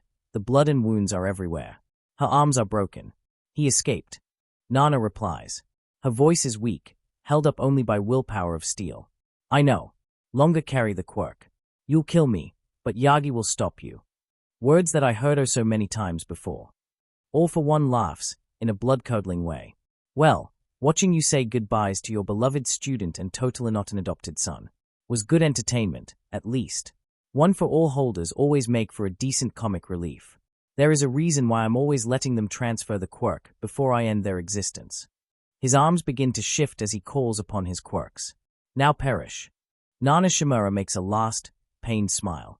Then she is overtaken by an explosion of black electricity, after which darkness envelops everything around Mirio. When it parts, Mirio is in a large room filled with chairs. They are numbered, the largest number he sees is 27, but it is empty. The others aren't, but no matter how much he focuses on them, he can't say what the people on them look like. It's as if some perception-altering quirk hides them from him. The only exception is the number 26. She recognized the woman, though she carries no wounds this time, and there is a heartwarming smile on her face rather than the expression of someone who knows they will die, but refuses to be broken before that. Not my proudest of days, you know, Nana says while standing up from her seat and approaching Mirio. I really thought that I could win, and I probably could. Some additional allies aside from Gran Torino and Yagi, some different plan. She shakes his head. No use being angry about it right now, am I right? Her smile grows even wider. Mirio tries to answer but discovers that he can't. Don't try that, kid, she says quickly. There'll be a time when we'll be able to talk with each other, but not now. We both rushed this meeting from our sides, so, well, shortcuts, I right. She laughs, and Mirio decides that he missed out some internal joke. As you already figured it out, Legion was correct about the one for all. Nana continues. 27 past users. 17 quirks. Inheriting the whole thing will take decades, but we decided to start as soon as possible. Japan seems to be a bit messy recently, so you have to be able to protect yourself properly. We didn't spend 2 centuries on keeping the line alive. For someone to extinguish it right before the destination, right? He wouldn't like it either. So, you'll get my quirk when you wake up, Nana says before giving him a slap in the back. It's great. You'll love it. Yagi always said that it was awesome, and if your face wasn't a copy of your dad's, I'd have suspected that you are his secret love child. She freezes and looks back at the assembly of chairs behind her. I'm on it, asshole. I can finally talk. With Yagi's successor, give me that one damn moment, Larrit, or I swear to everything. Swearable to that I'll punch you so hard that you'll die from starvation while still in the air. She adds while waving a fist threateningly. She turns back to face him. He is only slightly intimidated. But there are 2 things that you need to know, she says to Lemillion. Her face, while still smiling, appears significantly more serious than earlier. First is the fact that Legion is all for one son and has inherited his quirk. Lemillion stares at her in horror. She smacks the top of head with her first. Don't give me that look, kid. You ought to smile more, she says with a smirk. One for all, and all for one are 2 sides of the same coin. We can tell a lot about the other merely by coming into physical contact. He has only 10 quirks, including the one he was born with. 8 weren't stolen but willingly given to him. We only have flashes of memories associated with their former holders after the contact, but we're almost certain that the Legion got them from terminally ill people in palliative care wards or hospitals in general. There was no resistance to the transfer process, and the people in question weren't very emotionally invested with their quirks, so I don't think that there are any minds to speak of attached to said quirks. The last quirk is an exception. Lemillion knows which quirk she talks about before she says it. The last one belonged to the monster that recently returned to the world of the living. She says, Overhaul, Lemillion understands. We got to witness a lot of Overhaul's memories. When Legion used his quirks to shatter your bones. Once that happened, we voted 24:2 to let this one act of stealing a quirk slide, and the remaining 2 are still highly conflicted over it. Considering almost all of us died trying to stop All For One from stealing quirks, that should say a lot about Overhaul. It does. At last to Lemillion. Now, One For All is a heroic quirk, at least in theory. Nana continues. I hate labels like that. Way too many people with villainous quirks end up villains over that. But the point is, there were times when the word hero meant something else or meant nothing at all. The 27 were all heroes by heart, but some were called vigilantes, villains, terrorists, and so on by the world. We have some mixed feelings about seeing someone with an all for one not being a maniacal and mass-murdering force of nature, but most of us are, in a way, looking forward to seeing what he does next. Yoichi especially is just giddy to watch. His nephew. Oh, you know I'm right, you reverse Brocon. She shouts at the invisible crowd. Legion is a villain, yes, she says while turning to Mirio again, and he has to be stopped. But thus far, we've seen nothing suggesting that he should be made an absolute priority, like his father used to be. Nothing suggesting that he should be killed rather than just arrested. But we are still worried about him having that quirk, so watch him and make sure he isn't trying to walk in his father's footsteps fully. All right. You should be way stronger than he is right now, so stopping him, if you can find him, shouldn't be that hard. Lemillion agrees with that statement. The second bit is a bit more personal. I need to deliver some messages from me. Nana leans forward. Tell Gran Torino that I thank him for saving Yagi during that battle. 4. Helping him finish school. For helping him fight when he returned from America. For helping you figure out how to use one for all properly. And that I'm sorry that I couldn't be there with him. Her smile is still there, but it is filled with sorrow. I'll get to meet Yagi personally sooner or later, so just tell him to better prepare some sensible explanation about that party in the US. I saw it all from the first-person perspective, and I have many questions, starting from what the hell, Yagi? There is a history behind those words, one that Lemillion is really interested in knowing. The last message is to Legion. Nana adds after a few seconds, though I suspect that Gran will end up having to know about it too. Tell him that I disagree with his little murderous crusade and I would have punched him in the face if I met him while being alive, but I sincerely thank him for resurrecting Gran Torino in Hosu. Lemillion isn't sure if he heard that correctly. Neither of you noticed that, but we know that Stain killed Gran. I know that. Sarahiko wouldn't have died in the first place if not for Legion attacking the city, but he still almost killed himself through quirk exhaustion to save a hero. One of his father's greatest enemies, in fact. It's probably what persuaded most of the 27 to give the kid a chance. And now that we're past the depressive stuff, Nana puts her fingers at the edges of her mouth and pushes them up. Smile. Then he wakes up on the ceiling of his room, explaining this is going to be a pain in the S. Chapter end notes. Midnight can't be Mustard's mother. She is too young. Me, fools, you are underestimating MY power. Also yes. All for One is 2 centuries, not something about a century old, in this fanfic. Hence more One for All holders, although only Yoichi and the few most recent ones are truly active. The rest mostly goes ZZZZZ in the background now that All for One is dead. And yes, One for All is unique among the quirks in that it doesn't have vestiges of its users inside, instead it actually stockpiles its users. Small changes. I regret nothing. Chapter summary. Friendship. Mirio shares the news. Izuku decides to find refuge in Audacity. Chapter notes. See the end of the chapter 4. Notes. He ends up asking All Might, Gran Torino, Sir Night Eye and, after some thinking, Detective Tsukochi for an emergency meeting. The last one is there because, well, Mirio is going to speak about some hard-to-believe things. So, having someone with a lie-detecting quirk, who is also in on the secrets is a good idea. Lemillion thought about borrowing the cat cafe again, but Nedzu and all the League probably have it under surveillance already. School was right out. He doesn't want Nedzu to know, at least for now. In the end he settles for a meeting in Sir Night Eye's agency. He refuses to mention what it is about until they find themselves in a mostly empty meeting room. They are all curious, obviously enough. They don't take him for someone who would call them all like that without a reason. So, he starts, while facing his 3 mentors and a living lie detector.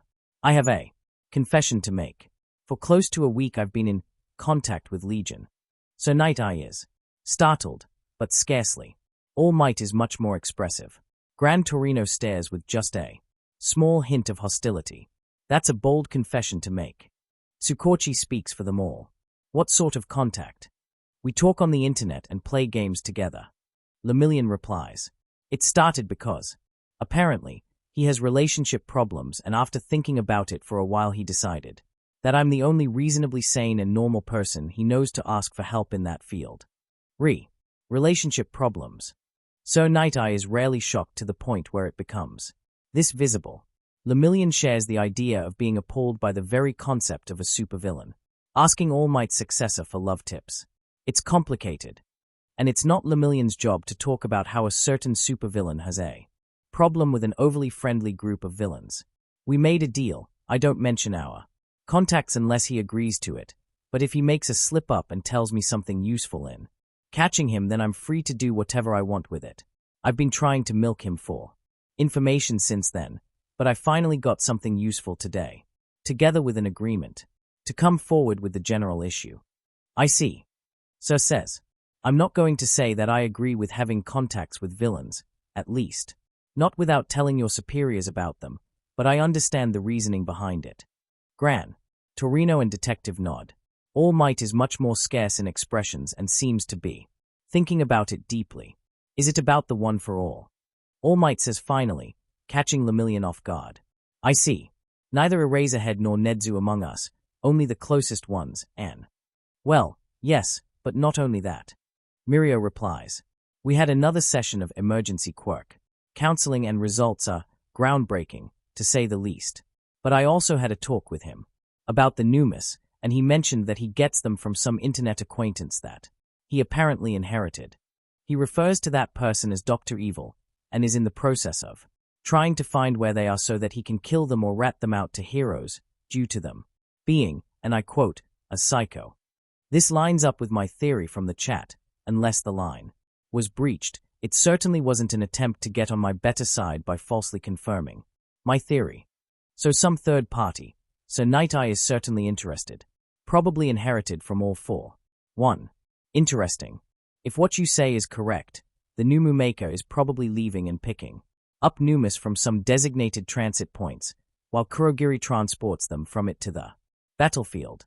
And that tells us, Gran Torino asks, what exactly? That if we manage to find the League headquarters, we won't have to worry about the Numus intervening in the bust. Sir replies, they need to prepare them for every operation, days ahead of it, so they can't warp them anywhere on a moment's notice. Lemillion nods. He came to a similar idea. Anything else about the League? Tidbits. Lemillion replies. He went on a rant once about how he sometimes feels like he is running a kindergarten for mentally challenged psychopaths. He mentioned how Tenko aka Decay has apparently been wearing severed and preserved hands of his family members, before Legion bribed him with video games to go to a therapy. They all flinch. Lemillion isn't surprised. He also said something about the majority of the League having daddy or general parental issues alongside standard mental ones. Not sure if that's in any way helpful. Though. Maybe yes, maybe no. Tsukochi comments. So, I assume that covers the League business. So, one for all. Lemillion nods. Yes, but this is going to be pretty wild. I think we should all sit. He doesn't want Gran or All Might to land on the ground due to their legs stopping to work right. He isn't sure how they will react to Nana's presence in his head. Meeting room in general is too large for 5 people, so they take 5 chairs and sit in a circle. It really feels like some sort of group therapy. Lemillion suspects that some of them might need group therapy after the talk. Legion asked me a few questions about my mental state. Lemillion starts when everyone is seated. I mentioned certain dreams I've been getting since Hosu. I never remembered more than a scene or two without context, but I'm certain that I saw Nana Shimura in some of them. Something flinches on Gran and All Might's faces, but it lasts for too short of a time for him to analyze. And that incident during the training with the mental quirk user that got knocked out when he tried to use it on me. Plus the fact that unlike All Might, I can't use it properly right from the start. Mirio. So Night Eye is horrified. You can't be saying things like that to a Vil. All Might's hand raises up. Mirai, stop. He says, and Sir obediently stops, before his head turns towards the symbol of peace. I understand your reasoning, but whether we want it or not, our knowledge of one for all is extremely limited. Legion seems to know much more than we do, and has probably known about most of these things beforehand. Confirming some minor things is a small price to pay to actually learn something that might be important. All Might concludes, having no idea just how important the thing Mirio learned was. Mirio, please continue. Gran is, somehow, still silent. He is probably still irritated at the events of Hosu. He is normally stable about it, but sometimes he does get rather frustrated at Legion's slippery and his very existence. Legion made an educated guess about one for all. Lemillion says, and figured out an experiment to confirm it, which I did last night. I'm going to start saying a lot of crazy and almost unbelievable things from now on. I want you to know that I have confirmed all of them, and I have asked for Tsukochi to be here, so that he can confirm that all I'm saying from now on is true. Nothing you said thus far, including the last few sentences, was a lie. Tsukochi confirms. Gran, so and all might all have a rather complicated expression bordering between interest and worry. I'll stay silent during that talk, unless I detect a lie. It was probably for the best. Tsukochi was slightly more of an outsider in the subject, despite being in on everything. Very well. He spent the last few hours figuring out how to explain things to them. He had, more or less, a plan. To begin with, it appears that I'm excluded from the damage under strain mechanic. One for all damage past users due to being fundamentally immature and still growing into its true form. I'm unable to use the full power augmentation potential of it, unlike the prior users, because the growth process of the quirk has concluded, meaning that what I have is something fundamentally different than what the previous holders dealt with. This explains why Recovery Girl found nothing out of place in your body. Sir is visibly relieved and overjoyed. This is wonderful, Mirio. Lemillion agrees. His 15 years of lifespan left has significantly expanded, at least unless a villain kills him first. What is this true form of One for All? All Might is focused on it. He is a bit more invested in this quirk than the rest, by the virtue of still technically using what's left of it. Legion speculates that One for All doesn't only stockpile physical strength. Lemillion replies, it stockpiles everything from its users, memories and personalities, or souls, his words not mine, and quirks. He doesn't give them time to chew through it and ask, so he continues. He said that the dreams were probably the past holders trying to communicate with me, and urged me to try some exercises and drugs that make it easier to remember or control your dreams. I did so tonight. Nana confirmed that everything Legion said was correct. He doesn't give them time to chew through that, too. He can see the shock on the faces of all Might and Gran Torino. Shock and disbelief. So he makes one last push and activates Nana's quirk. His control is lacking, but he does start floating towards the ceiling. This quirk. All Might manages to utter. Gran Torino just stares, looking like he was on the verge of a heart attack. Mirio can see tears in their eyes. Yes, it's hers. Lemillion replies, and after some struggling manages to switch it off. He wasn't far above the ground, so he managed to land relatively gracefully. There are also 16 more in the One for All, but unlocking them all will take me decades of work, if Nana was correct. He considers this assessment a challenge. Tell us everything. Mirai's reaction is subdued, but his eyes are gleaming. From the start. Lemillion does so. He describes the initial dream, the one of the desolate and warped wasteland and of Nana's last moments. All Might breaks into tears openly when he says how Nana's last words were her telling All for One that her student would stop him. Gran doesn't berate him for it. He is on the verge of crying himself. Then he moves over to the hall where the 27 reside. Of the empty chair with the 27th chair waiting for All Might, of how the 25 of the remaining chairs were filled but by people that remained invisible to Mirio, and about Nana in the 26th seat, rising from it to talk with Lemillion. Mirio narrates her words about 27 past holders that he will eventually be able to converse with, and 17 quirks stored in the One for All that he will inherit, starting from her own, that he was going to have on him when he wakes up. On how Nana joked about Lemillion being All Might's secret love child, only to end up shouting threateningly at someone she called Larit, who apparently told her to hurry up. Mirai recognizes the hero. Name of the Black Whip hero, one of the past holders they know of thanks to Legion. Then things turned complicated. Lemillion is finally going to fight the first of the many hurdles. The past holders have some expertise on the field of quirks. When Legion touched me to break my legs in Hosu, they immediately found out that Mirio takes a deep breath, that he truly is All for One's son, and has inherited his father's quirk. It's as if the bomb exploded. The mood whiplash is intense. He what? Gran Torino, still with tears welling in his eyes, shouts. Detective is horrified. Night Eye is unreadable. All Might is torn between emotions. He didn't receive the full package from his quote-unquote dad. Lemillion quickly explains. He has only 10 quirks, including All for One. 8 of them weren't stolen or inherited but given to him. Nana says that from the holders pieced up together, he received them from some people in hospitals, probably from patients in palliative care wards. The only one that was stolen used to belong to Overhaul. Mirio sighs. It had enough of Overhaul's memories. Attached that after reviewing them, the holders voted 24:2 in favor of forgiving that one act of stealing quirks, and the remaining 2 were highly conflicted about it. So I'm really not sure if I'm in the position to be angry about it. They forgave him. All Might seems appalled by the idea.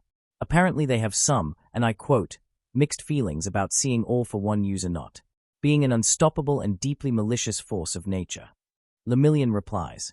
Also if another of Nana's random outbursts is any indication, someone named Yoichi is giddy to see what his nephew is doing.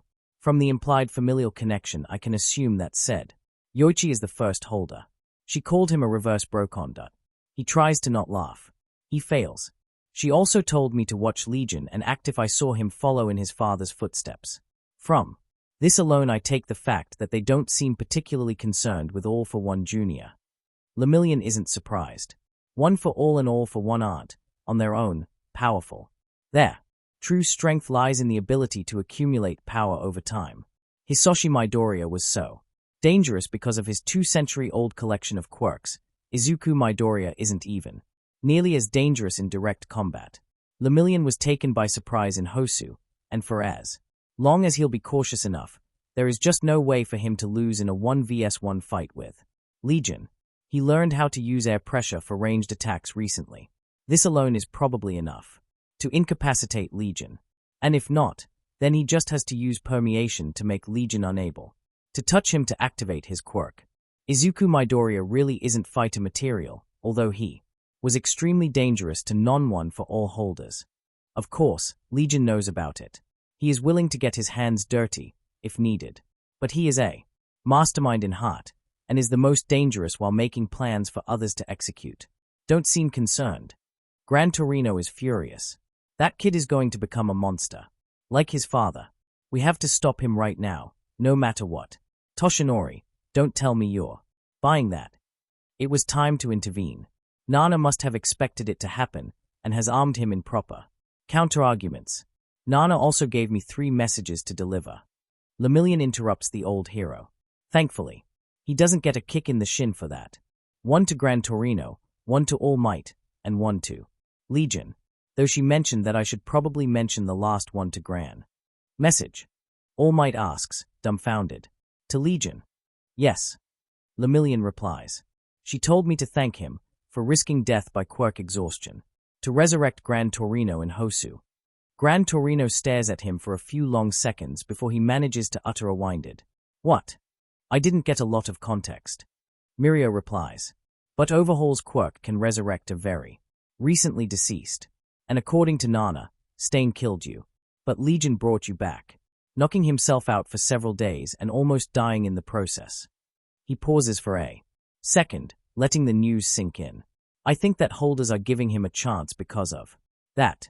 Because sure, Stain wouldn't have killed you if not for Legion, but he did risk his life to save a hero, and one of his father's old enemies, despite not having to. Gran Torino looks at Tsukochi in hopes of having him say that Lemillion just lied. He gets none of it. He slumps in the chair, shocked and conflicted. Mirio doesn't even dare to try to figure out what's happening in the old hero's mind. As for the message directly to you, she told me to thank you for everything. Lemillion adds quietly. Gran Torino's head perks up. For getting All Might to safety that day. For teaching him and helping him fight after he returned from the US. And for helping me. And also to apologize to you that she couldn't be there with you. This is too much. Gran Torino breaks into tears, something that Lemillion never even thought that could be possible. Tsukochi and Sir Night-Eye hold his hands, stopping him from falling off his chair. And my message. All Might asks. She told you that you're going to meet in person sooner or later. Lemillion says, getting ready to mess up the solemn mood. And that you have the time until then to find an Explanation for some party in the US, because she saw it all and has a lot of questions to ask. Starting with what the hell, Yagi. All Might goes pale. Mirio Tagata, it worked. Akatani Mikumo, really? Asterisk. Mirio Tagata, like you wouldn't believe. I had a long talk with one of the previous holders. And got their quirk. Not telling you which one. Akatani Mikumo, Nana Shimura afloat. I'm not dumb, it's either reverse chronological order. They decided whom should show up first, and be honest, she makes the most sense as a first holder to pop up due to having ties with people alive right now. Mirio Tagata, I don't know why I even tried to conceal it. Akatani Mikumo, LOL you did your best. Mirio Tagata, they are all inside. And they felt quirks, inside you when you broke. My limbs in Hosu. Akatani Mikumo, oh. Mirio Tagata, they know who your dad is and that you have his quirk. Akatani Mikumo, oh crap. Mirio Tagata, good news is that they know that all but one quirk you have aren't stolen, and I think they voted about the stolen one and decided that Overhaul deserved it for being an ass. Akatani Mikumo, they did what? Akatani Mikumo, you have a crowd of dead heroes in your head and they have a democracy. In there. Akatani Mikumo, this is messed up. Mirio Tagata, actually, it kinda is, I just hope they aren't watching when I'm with my girlfriend _. Mirio Tagata, the good news is that they think that you aren't a complete and irredeemable. As like your dad. Nana said to thank you for resurrecting Gran, but also that she would still punch you in the face for being a villain and killing loads of people if she met you. Akatani Mikumo, I knew that getting her old poster was a good idea, she sounds so cool. Mirio Tagata, also your uncle likes you. Akatani Mikumo, oh. Akatani Mikumo, I was about to say something like finally someone normal in the family. But then I remembered that he is a ghost living in your head, quirk and borderline a mythological entity at this point, like some half-forgotten demigod from a fable that has created a holy sword to slay the demon lord. Akatani Mikumo, normal is a stretch. Akatani Mikumo, well. Tell him that I like him too. I mean, standing up to my father while being de facto quirkless was awesome, NGL. Suicidal, but awesome. Akatani Mikumo, on another note, when can I expect Nedzu and Hero Commission to team up to murder me? Mirio Tagata, not telling either of them. Akatani Mikumo, you what? Mirio Tagata, listen. Mirio Tagata, I have 26 dead heroes in my head. Mirio Tagata, some of them were called vigilantes or even villains by their contemporaries. But all were heroes by heart, according to Nana, and I trust her word on it. She spent years getting to know them better. Mirio Tagata, they seem to low-key like you, however confused that fact makes them. Mirio Tagata, I was directly told to punch you in the face if you start acting like your dad.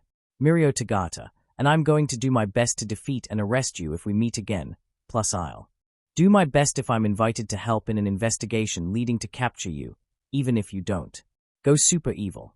Mirio Tagata, but Japan is a mess right now, and as much as I detest your methods and look forward to seeing you incarcerated, you thus far exposed corruption among the heroes, slaughtered a bunch of villains, while saving the captured civilians that would be otherwise tortured and killed, and stopped Eclipse from destroying entire cities and wiping out UA, and then Island. Mirio Tagata, not to mention that we have any leads about what Overhaul is doing only because of you. Mirio Tagata, so I classify you as temporarily necessary evil, and I'm not going to help the Hero Commission and Overhaul by taking Nedzu off their back in order to get rid of you. As I want them gone more than I want you gone. Mirio Tagata, UNLESS you start acting as your dad, because then I'm going to go after you like All Might went after you dad. Mirio Tagata, did the message come through? Akatani Mikumo, Akatani Mikumo, about the act as my dad thing. Akatani Mikumo, can I make a confession? Mirio Tagata, what did you do? Akatani Mikumo, I might have pulled dad's old trick of transfer quirks from A to B to get influence. Akatani Mikumo, which might have included an act of stealing a quirk. Akatani Mikumo, but the person whom I stole from was not only a genocidal maniac but also worked with Overhaul. Akatani Mikumo, does that count? Mirio Tagata, okay. Mirio Tagata, 1. Eclipse Sunset. Mirio Tagata, 2. Why are you even telling me instead of hiding it? Akatani Mikumo, 1. Yes. Akatani Mikumo, 2. because judging from what you just say, you're going to look for potential cases of me using my quirk, so this sooner or later gets found out, and then you're going to decide that I'm a demon lord like my father. Akatani Mikumo, it's really not that well hidden. Akatani Mikumo, so I prefer to mention it right now when you're still likely to listen to my reasons for the act. Mirio Tagata, I'll be frank. Mirio Tagata, I'm disappointed in you. Mirio Tagata, but I did watch Sunset's Manifest and did see the villainy but restrained and with ethics bit. Honestly, that alone would have probably make me suspect your involvement. Especially with Mr. Compress hands in the Manifest creation. Mirio Tagata, I know you and Levelers are in contact, gentle. Mirio Tagata, whatever we do there will be quirkless terror groups out there. Because the system failed the quirkless, and until we've managed to fix that, the quirkless not being hostile, the quirked will be an exception to the rule. Mirio Tagata, QEMQLF, even without overhaul in the game. If I have to deal with a quirkless terror group, I prefer QEM, because it doesn't seem to destroy cities and blow up preschools, at least for now. Mirio Tagata, them fighting each other only makes streets safer for normal civilians. Akatani Mikumo, so, you aren't going to try to kill me over this? Mirio Tagata, I don't know. Akatani Mikumo, what? Mirio Tagata, you don't have to persuade me. Mirio Tagata, you have to persuade 26 dead heroes in my head who have given you a benefit of doubt over you saving Gran Torino almost at the cost of your life. Mirio Tagata, despite being a manifestation of holy fury against your father and his actions. Mirio Tagata, when I get to meet one of them in my dreams and he tells me that you went too far and majority of them agrees to that, I'm going to dedicate myself wholly to ending your existence and ignore everything else, like All Might once did with your father. Akatani Mikumo, fair. Akatani Mikumo, Vampire said something similar, but it included knives and me acting like overhaul. Akatani Mikumo, be my auxiliary conscience number 2. Akatani Mikumo, I'm all for it. Mirio Tagata, can I ask you a question? Akatani Mikumo, yeah. Can't promise an answer though. Mirio Tagata, what's your goal? Akatani Mikumo, hey?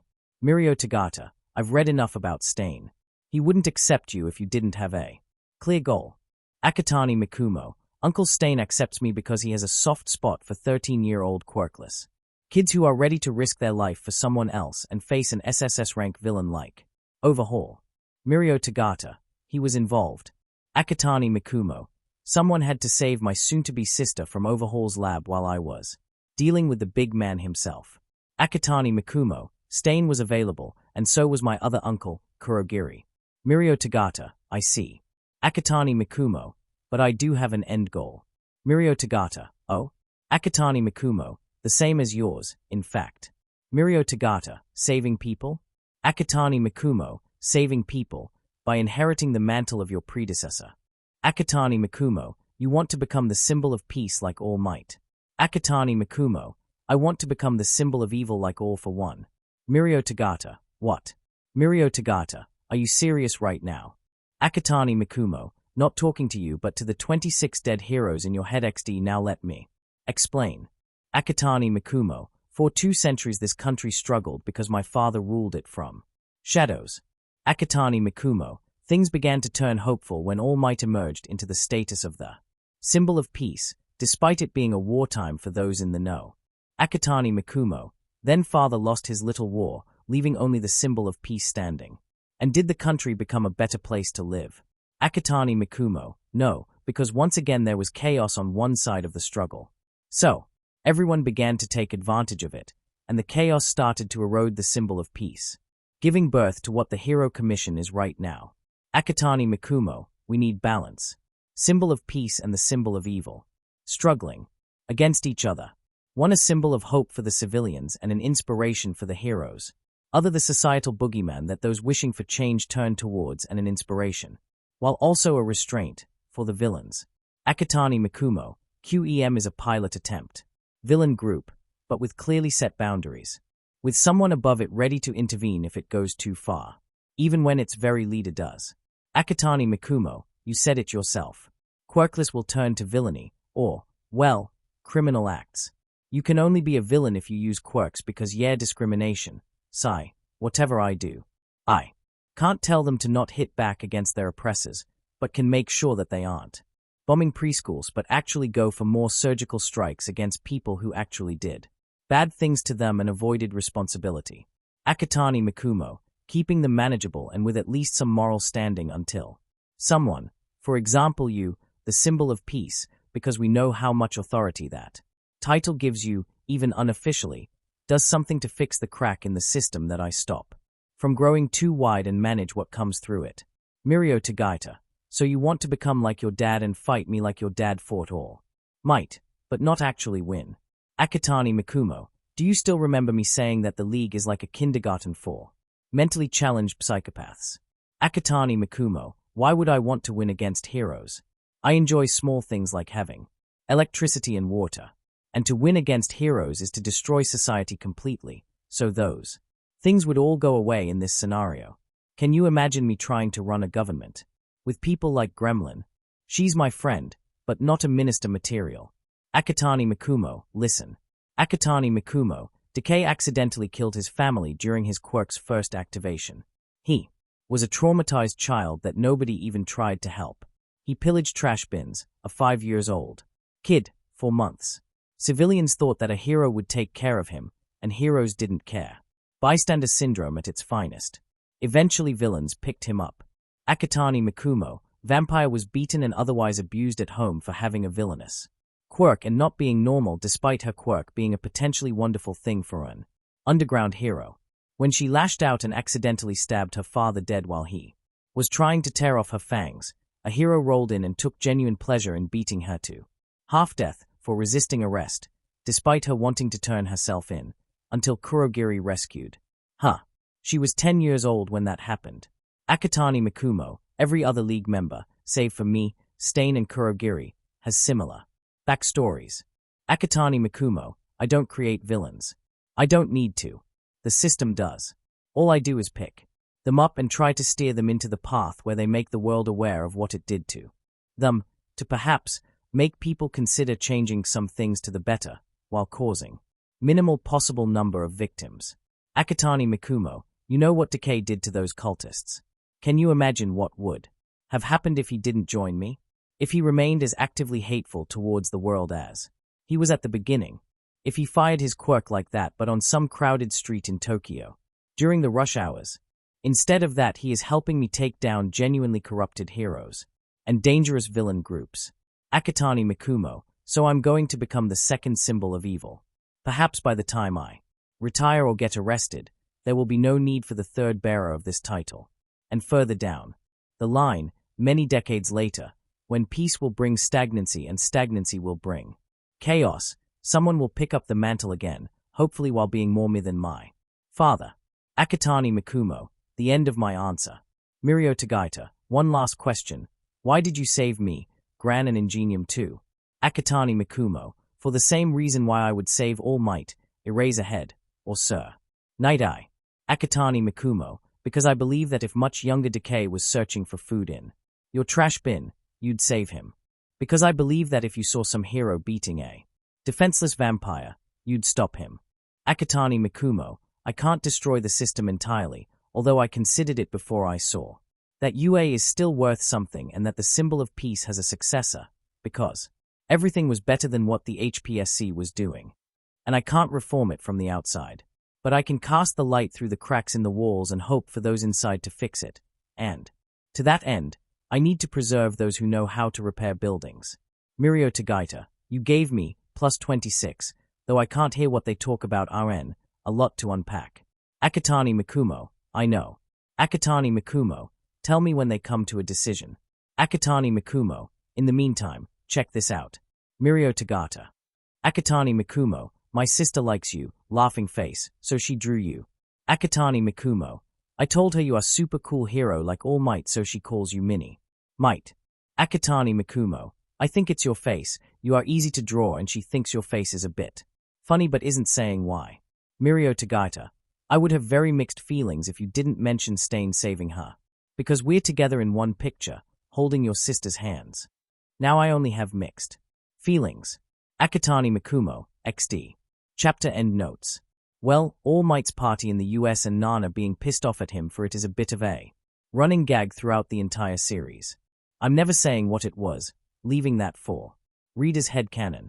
Just like whatever Mai's planned present for Izuku was. Also this chapter is both Izuku Midoriya finding a refuge in audacity, knowing full well that he can't hide himself using all for one the quirk for long, nor his attempts to rebuild his father's legacy from Mirio Tagata, so the only way of delaying the inevitable for a reasonable amount of time is either significantly confusing or persuading Lemillion that Izuku is doing all of that in goodwill and slightly losing his calm. He idolizes All Might, but unlike the canon, he never gets into any significant contact with All Might, save for brief incidents like the USJ. Instead, Lemillion kind of takes the cake of being, well, not a father figure. The age difference is too small, but certainly an idol to a degree. So he deep inside wants to impress him or make him like him. However, childish it might be considering the whole archvillain in training status. Then again, it's the same kid that in canon hides one for all despite yelling its name in most of his techniques because he finally has a goddamn quirk, and this is something that he finds hard to keep in. Yeah, of course, his attempt to bamboozle Lemillion by telling him the truth is going to be rendered a bit redundant by another plot twist in the story that's coming in 2 chapters ahead of this one. Anyone has any guesses as for what that's going to be? This will be all for today. Next part coming soon, so please subscribe to get informed as soon as the next part drops.